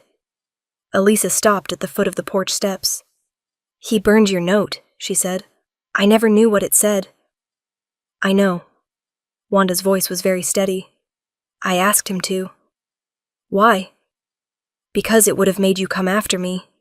And I couldn't. She stopped, tried again. I was not in a condition to be found then. I would have damaged you further trying to explain something I didn't understand myself. And now? Now I understand it. She looked at her daughter across the porch steps, with the specific courage of someone who has rehearsed a moment for years and discovered, upon its arrival, that rehearsal was insufficient. And I know it doesn't fix 19 years.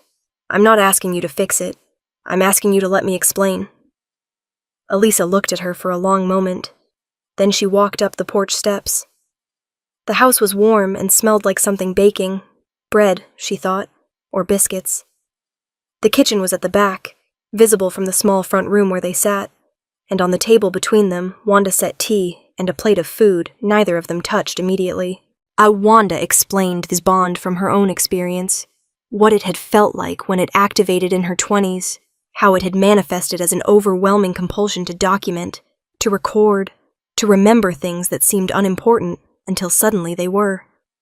How she'd begun keeping records without understanding why. How the weight of accumulated pack memory had pressed into her consciousness until she couldn't separate what she knew from what she'd witnessed, from what she was carrying for something else. It's not painful, she said carefully. It's not a haunting. It's more like being a library. You can function normally. You live your life. But the collection is always there, and it grows, and eventually you need somewhere to put it. A transfer, Elisa said.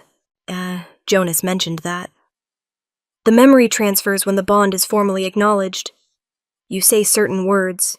Nina will tell you the specific ones. And what I've been holding moves to you. Not violently. It's more like one library passing its archive to another. She paused. I've been carrying Varric memory for 30 years. History, lineage, decisions, losses. Things only their bloodline should have access to. She glanced briefly, for the first time, at Cale, who was sitting quietly near the window. Things that could prove what happened to his parents, and who authorized it. The room was very quiet.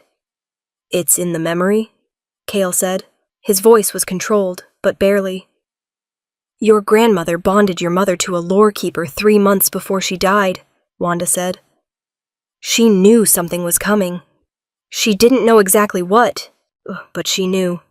So she had your mother transfer certain key memories, names, dates, conversations, to the bond before... She stopped. Before it was too late to transfer anything.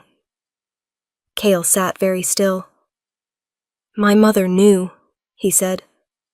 She was prepared, Wanda said gently. She was afraid, but she was prepared. And she made sure what she knew would survive her. She looked at him steadily. It's been in my keeping for 14 years. It has been waiting for your lorekeeper to receive it. Elisa made a decision in the way she made most important decisions, not with fanfare, but with the quiet certainty of someone who has been moving toward something long enough to recognize it when she finally arrives. What do I need to do? She asked. Wanda looked at her. Her eyes were bright with something that wasn't quite tears. More the look of someone setting down a weight so long carried it had become invisible. Nina needs to be present, she said. The elder of the bloodline speaks the acknowledgement. You speak the acceptance. And then it simply arrives. All of it. Elisa nodded, turned to Cale. He was looking at her with an expression that she had no clean precedent for.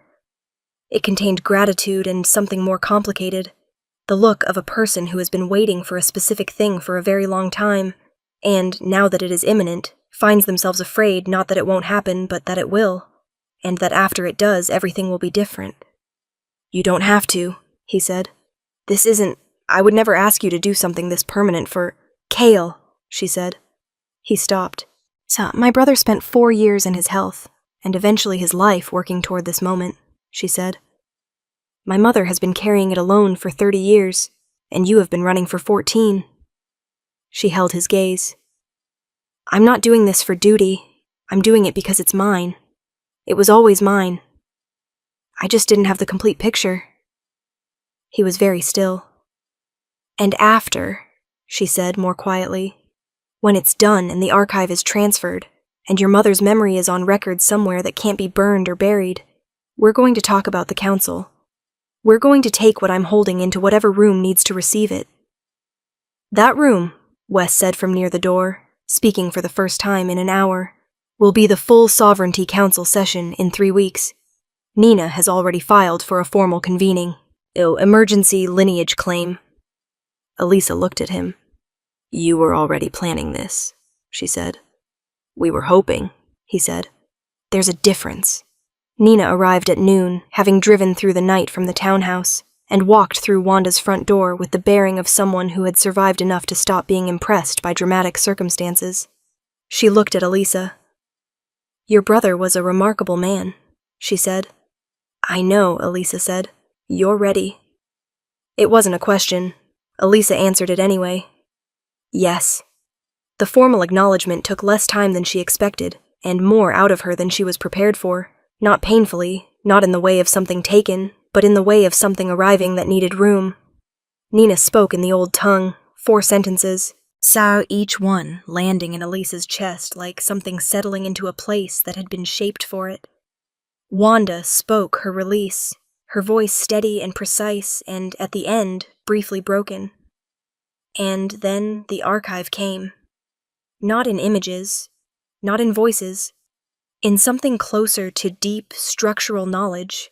Names she hadn't known she knew, dates arranged in her memory with perfect clarity, a conversation between two people in a room she'd never entered, the specific words used to authorize a massacre of a royal family on a night in autumn 14 years ago.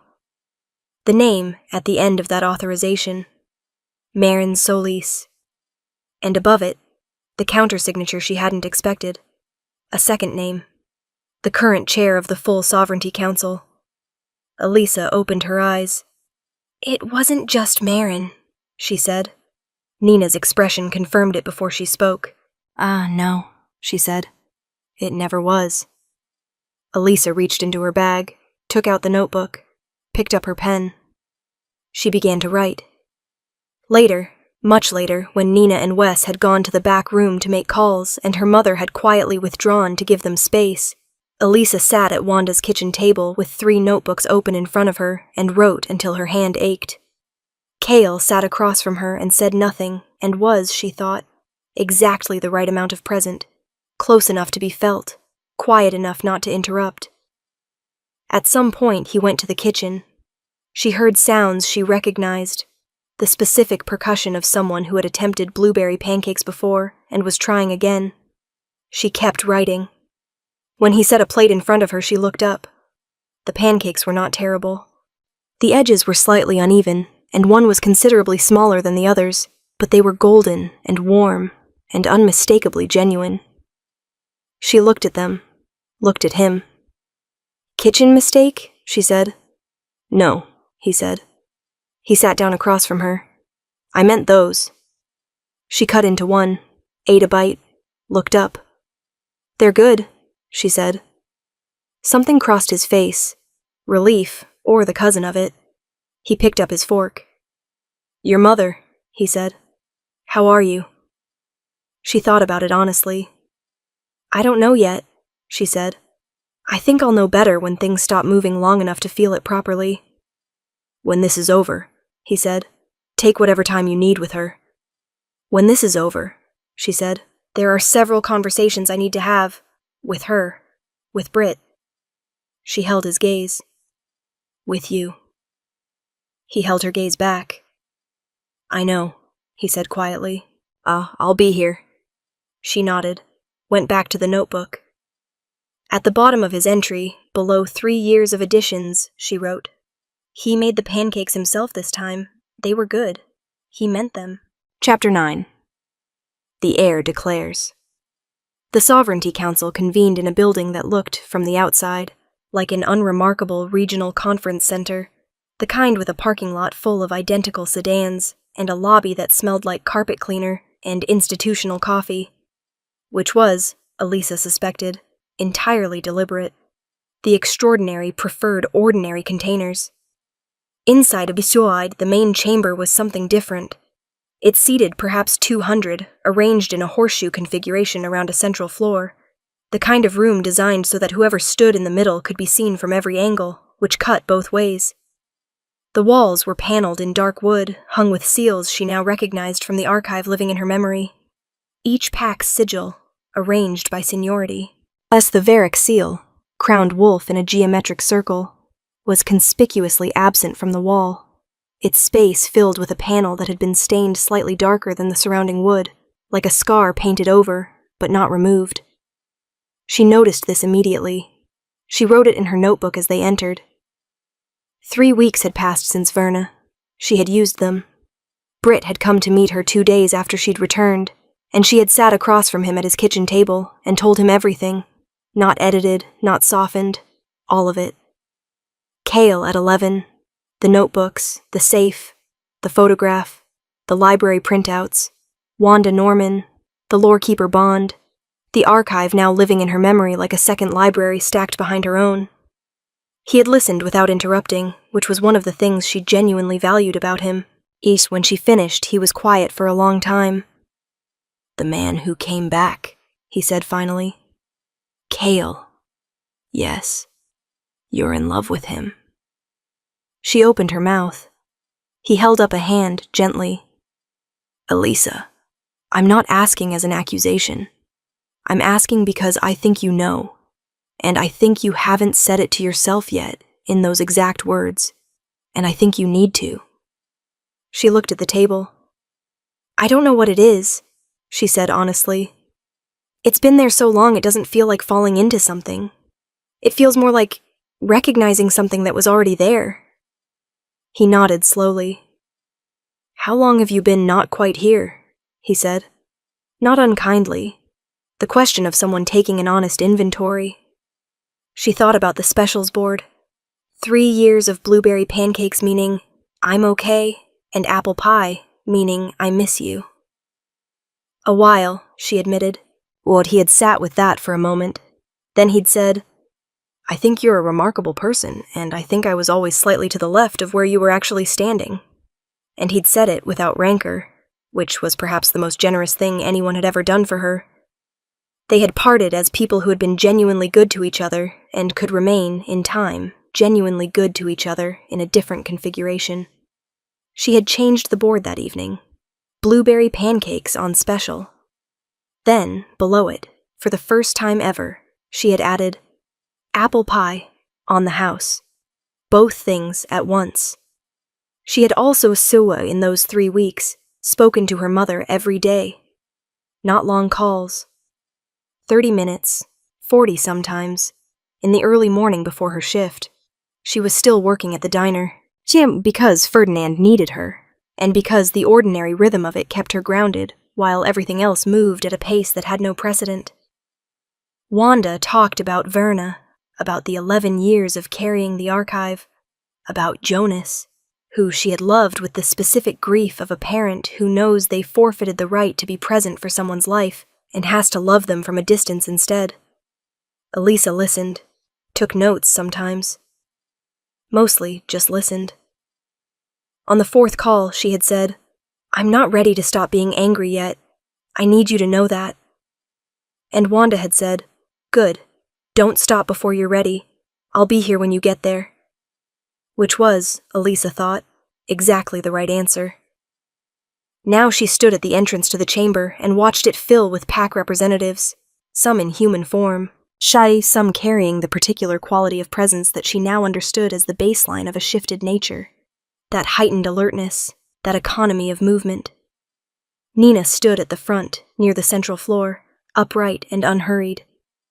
Wes positioned himself near the left entrance.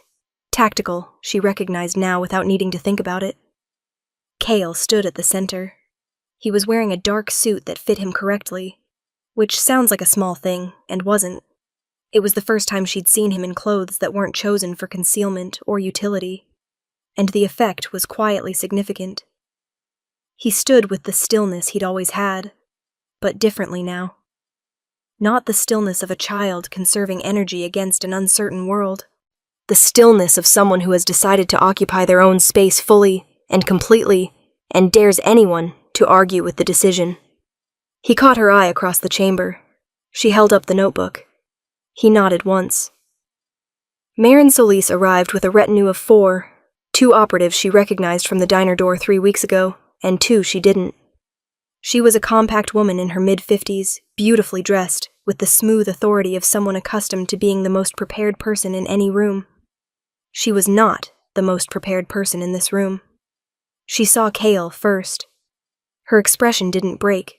She was too practiced for that, but something behind her eyes recalculated rapidly. Then she saw Elisa. A different recalculation. Faster. Less composed. She sat. The council chair. A broad-shouldered man named Philip Bentley, whose name Elisa now knew from the archive in a way he would not want her to know it, called the session to order with the formal language of pack law. Boundaries, bloodlines, the sacred precedent of lineage claims. His voice was measured and authoritative and gave no indication of anything except procedural confidence. She wrote his name in her notebook, underlined it twice. Cale spoke first, as was his right as the claimant. He was concise.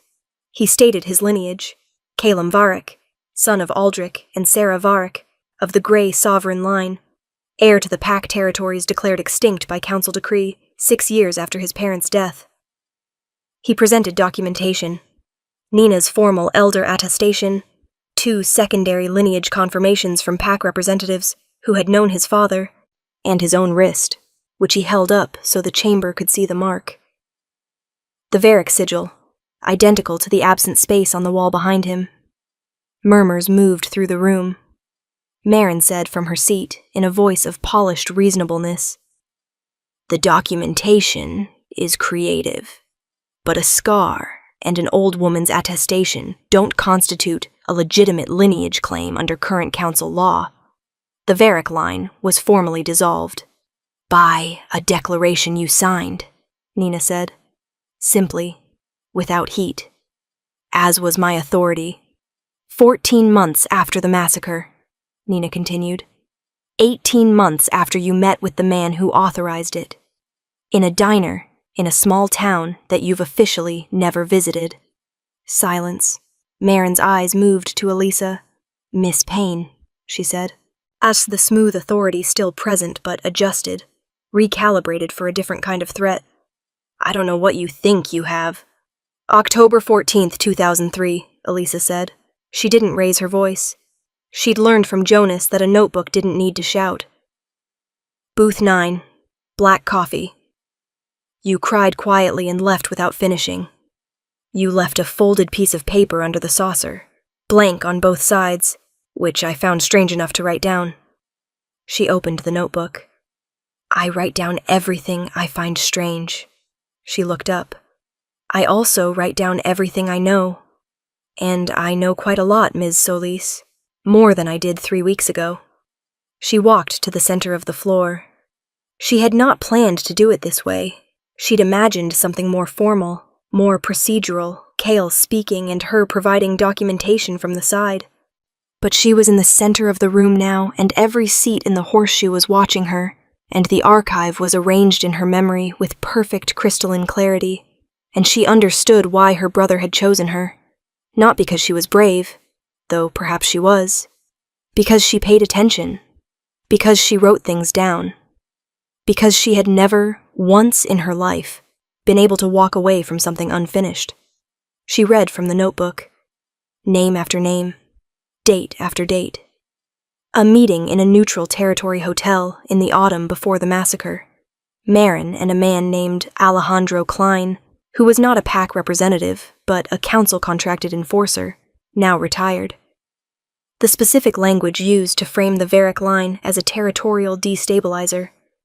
The authorization in Marin's handwriting, forwarded under Philip Bentley's counter-signature, granting Klein operational authority to, the archive's words, not hers, resolve the Varric succession question permanently.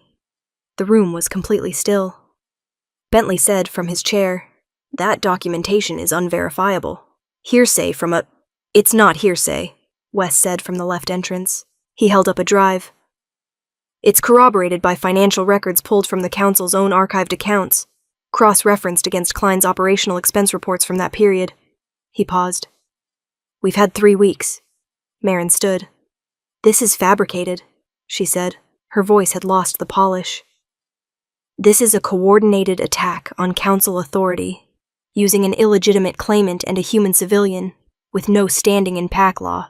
"She has standing," Nina said. She's human." "She's a lorekeeper," Nina said. "Formally acknowledged, bond transferred, archive received. Under Pack law, the testimony of a bonded lorekeeper in a lineage proceeding carries the same evidentiary weight as an elder attestation." She looked at Bentley. "Which the chair knows. He helped draft that statute." Bentley said nothing. 3 representatives on the left side of the horseshoe stood, then 2 more on the right. One of them, a woman Elisa didn't know, with gray-streaked hair and the Varric eyes in a different face, said clearly, "I recognize the claim. I stand with the Grey Sovereign line." 2 others followed, then a third. Marin looked around the room. Then she looked directly at Elisa. "You think this is over?" she said. Low and precise, the last instrument of a person whose other instruments have been removed. You think pulling a name from some mystical human memory bank ends this? There are more of us than you know. There are arrangements you haven't found yet. There are... Names? Elisa said. She opened the notebook to a fresh page. I have time, she said. Bentley was escorted from the chair by 2 representatives before he reached the door. Marin was detained in the anteroom formally under pack law, with 2 witnesses and a written record. Elisa wrote the time in the margin out of habit. Alejandro Klein's location was, according to Wes's phone call 20 minutes after the session ended, already known. The 3 representatives who had stood first were in conversation with Nina about interim governance of the Grey Sovereign Territories, their voices low and serious and purposeful. In the center of the chamber, after everyone had moved and everything had shifted, Elisa stood alone for a moment with her notebook in the afternoon light coming through the high windows, at a slant that turned the dark wood walls amber. She wrote the date, the time, the names of everyone present. Then she looked up and Cale was there, which she had not heard happen because he moved like water when he chose to. He looked at her for a long moment. You walked to the center, he said. I did. I didn't plan that. Neither did I. He looked at the notebook in her hands. Years of it, the weight of it, all the names and dates and orders and observations that had, without her planning or permission, become the architecture of something that mattered enormously. Elisa, he said. I know, she said. I haven't said anything yet. I know what you were going to say. A pause. What was I going to say? She looked up at him. The amber light, the absent sigil on the wall behind him, the space where the Varric seal would be returned before this week was out. That you've been waiting since you were 11 years old, she said. And that the wolf knew before you did, and that you're sorry it took this long, and also not sorry because you think I needed the time to get here myself. She paused. And that you meant the pancakes. He was very still. I meant the pancakes, he confirmed. I know. She closed the notebook. I meant the apple pie. He reached out and tucked a strand of hair behind her ear with the careful deliberateness of someone performing an action they have thought about for a considerable amount of time, and she turned her face slightly into his hand without deciding to, and they stood like that for a moment in the amber light of the emptying chamber. There are 17 things that need to happen in the next 72 hours, he said quietly. I know. And conversations we haven't finished. I know. And your mother is in Vern waiting to hear how this went. I know. She looked at him. Cale. Yes. Shut up, she said, and closed the distance. The kiss was not dramatic in the cinematic sense. It was quiet and certain and long, the way things are when they've been decided for years, and are only now catching up with their own conclusion. His hands were careful, and his forehead came to rest against hers afterward, and he said her name once, just her name, in a voice that contained considerably more than a name. From somewhere near the left entrance, Wes said flatly, to nobody in particular, Finally. Chapter 10. The Second Notebook. 3 months after the council session, the Varric seal went back on the wall. Elisa wasn't there for the ceremony.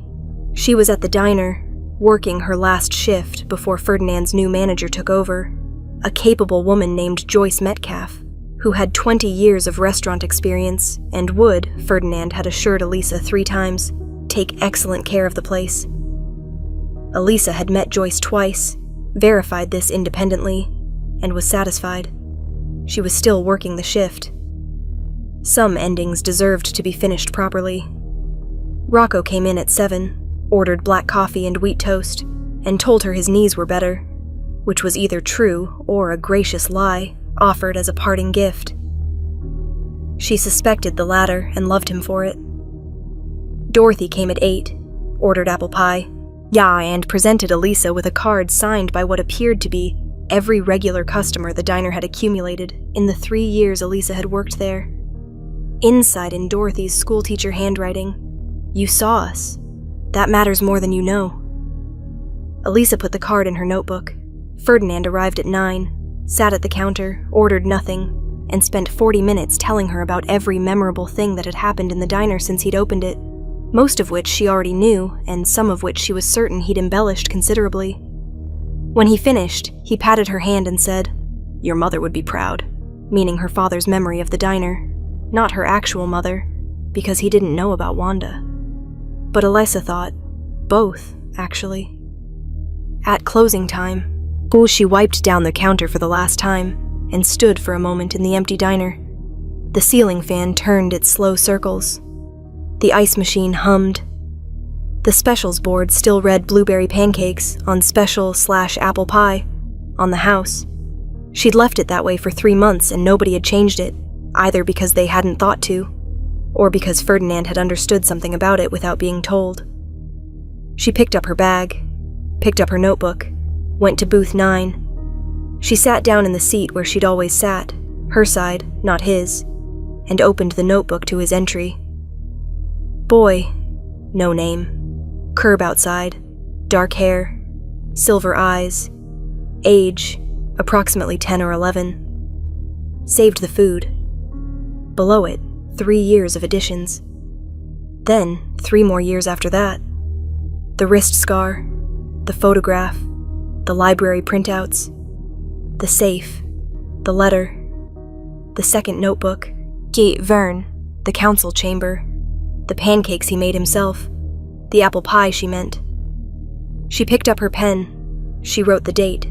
Then, Nora's diner, last shift. Everything accounted for, no loose ends. She paused, then added, Booth 9 was always his. I think the diner knew. She closed the notebook, stood, looked around the room one final time, at the photographs on the wall, at the worn vinyl, at the window where she'd first seen a small figure on the curb in the summer heat, and turned off the lights. Outside, the November air was sharp and clean. Cale was leaning against his car across the street, hands in his jacket pockets, watching the diner door. He was wearing the kind of clothes he'd learned to wear in the past 3 months, not the expensive formality of the council session, but something easier, chosen for comfort rather than armor. He looked, she thought, like someone who had figured out how to exist inside a life rather than alongside it. Last shift, he said. Last shift, she confirmed, crossing the street. How was it? Dorothy gave me a card. Rocco claimed his knees were better. Ferdinand talked for 40 minutes. Did you write it all down? Obviously, he smiled.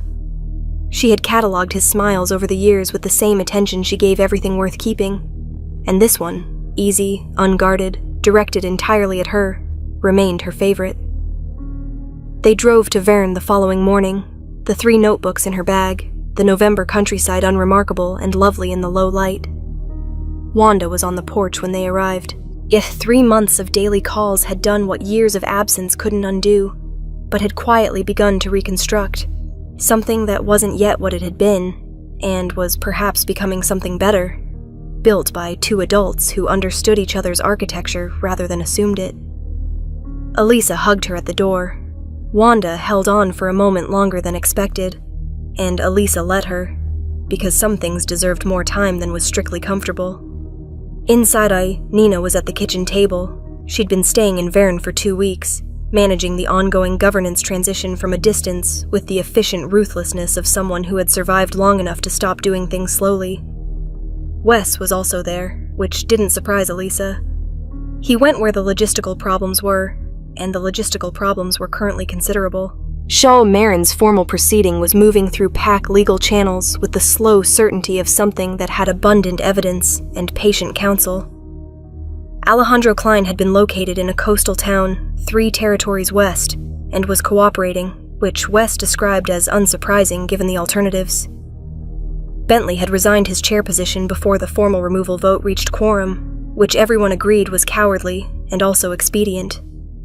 The 3 representatives who had stood first in the chamber, including the gray-streaked woman with the Varric eyes, whose name was Carolyn Fritz, and who turned out to be a distant cousin of Kyle's father, were forming the interim governance structure for the restored Grey Sovereign territories. It was, as Wes described it over coffee that morning, a significant amount of work that would take years to complete correctly. And the lorekeeper? Nina asked, looking at Elisa. Still here, Elisa said. Still writing things down. Nina nodded, satisfied. After lunch, Elisa sat with her mother at the kitchen table while the others moved through the house, and the afternoon light came through the windows at a long autumn angle. She put the 3 notebooks on the table between them. Jonas's original, her own. The second notebook, his, with the last entry she'd read in Vern 3 months ago. Wanda looked at them for a long moment. "He would have loved this," she said. "All of it. The council session, the lorekeeper transfer, the notebooks being the evidence." A breath. "He always said information was only wasted when you stopped paying attention. He got that from your grandmother." "Who got it from?" "Well, it goes back a ways, apparently." "Apparently it's hereditary," Elisa said. Wanda smiled, then carefully. "Are you happy?" Elisa considered this with the seriousness it deserved. She thought about the diner's last shift, about Britt who had texted her 2 weeks ago with a photograph of a successfully cooked meal captioned progress, about Rocco's knees and Dorothy's card, about the archive arranged in her memory like a second home she was still exploring, about her mother's voice at 7 in the morning and the way it was becoming, incrementally. Something she reached for rather than something she was still making peace with. She thought about Cale in the other room, currently being given what sounded like detailed governance advice by Nina that he was receiving with visible patience and invisible exasperation. Yes, she said. "I think I am. I think I've been becoming happy for a long time and didn't notice until recently." Wanda looked at her. "That's the best kind," she said quietly. "The kind that was growing the whole time." That evening, after dinner, Elisa found Cale on the back porch. He was looking at the tree line, the Northern Territory boundary, which began where Vern's back gardens ended. In the dark, the trees were dense and quiet, and the sky above them was dense with stars in the specific abundance that only appeared far from city light. She stood beside him. Their arms touched. "Carolyn wants the first formal pack gathering in the restored territories to happen in spring," he said. "Nina thinks autumn is more appropriate, historically. What do you think?" "I think they're both right for different reasons, and the timing matters less than getting the substance correct." "Diplomat," she said. "Apparently it comes with the territory." A pause. "Literally," she laughed.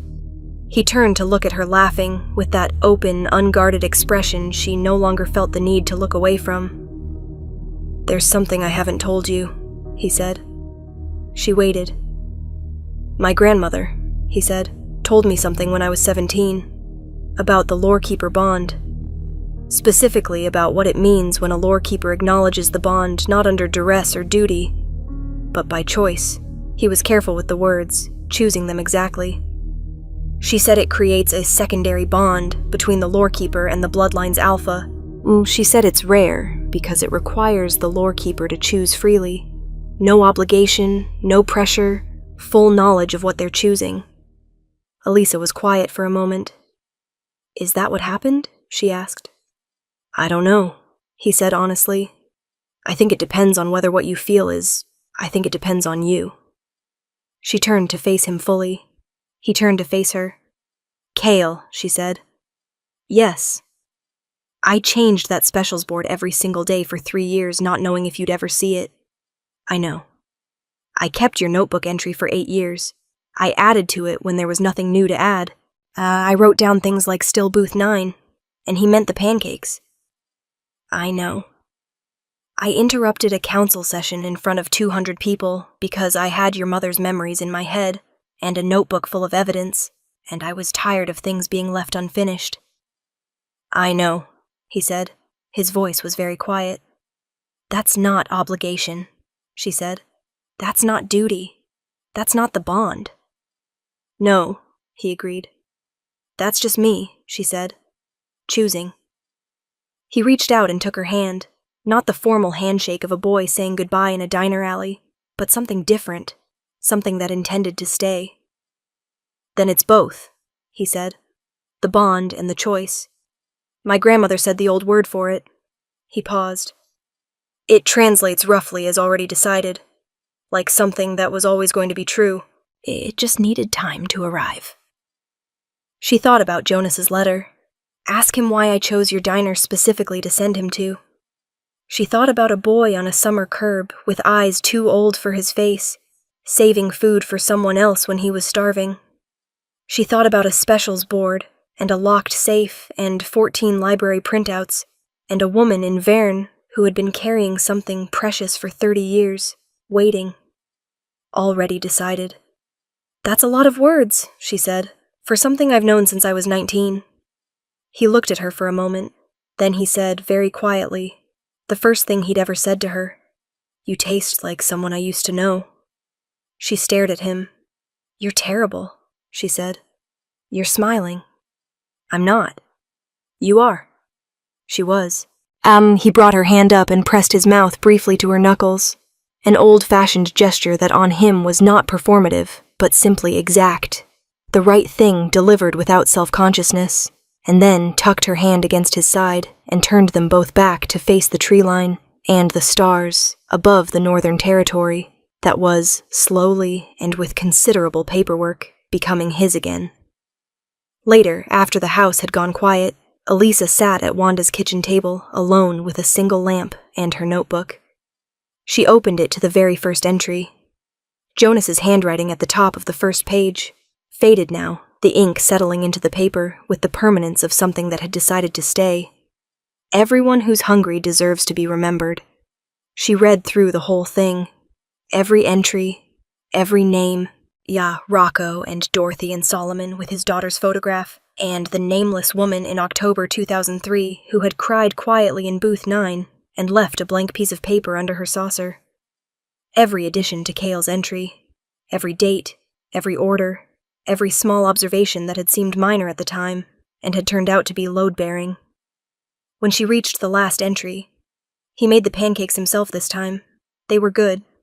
He meant them. She turned to a fresh page. She wrote the date.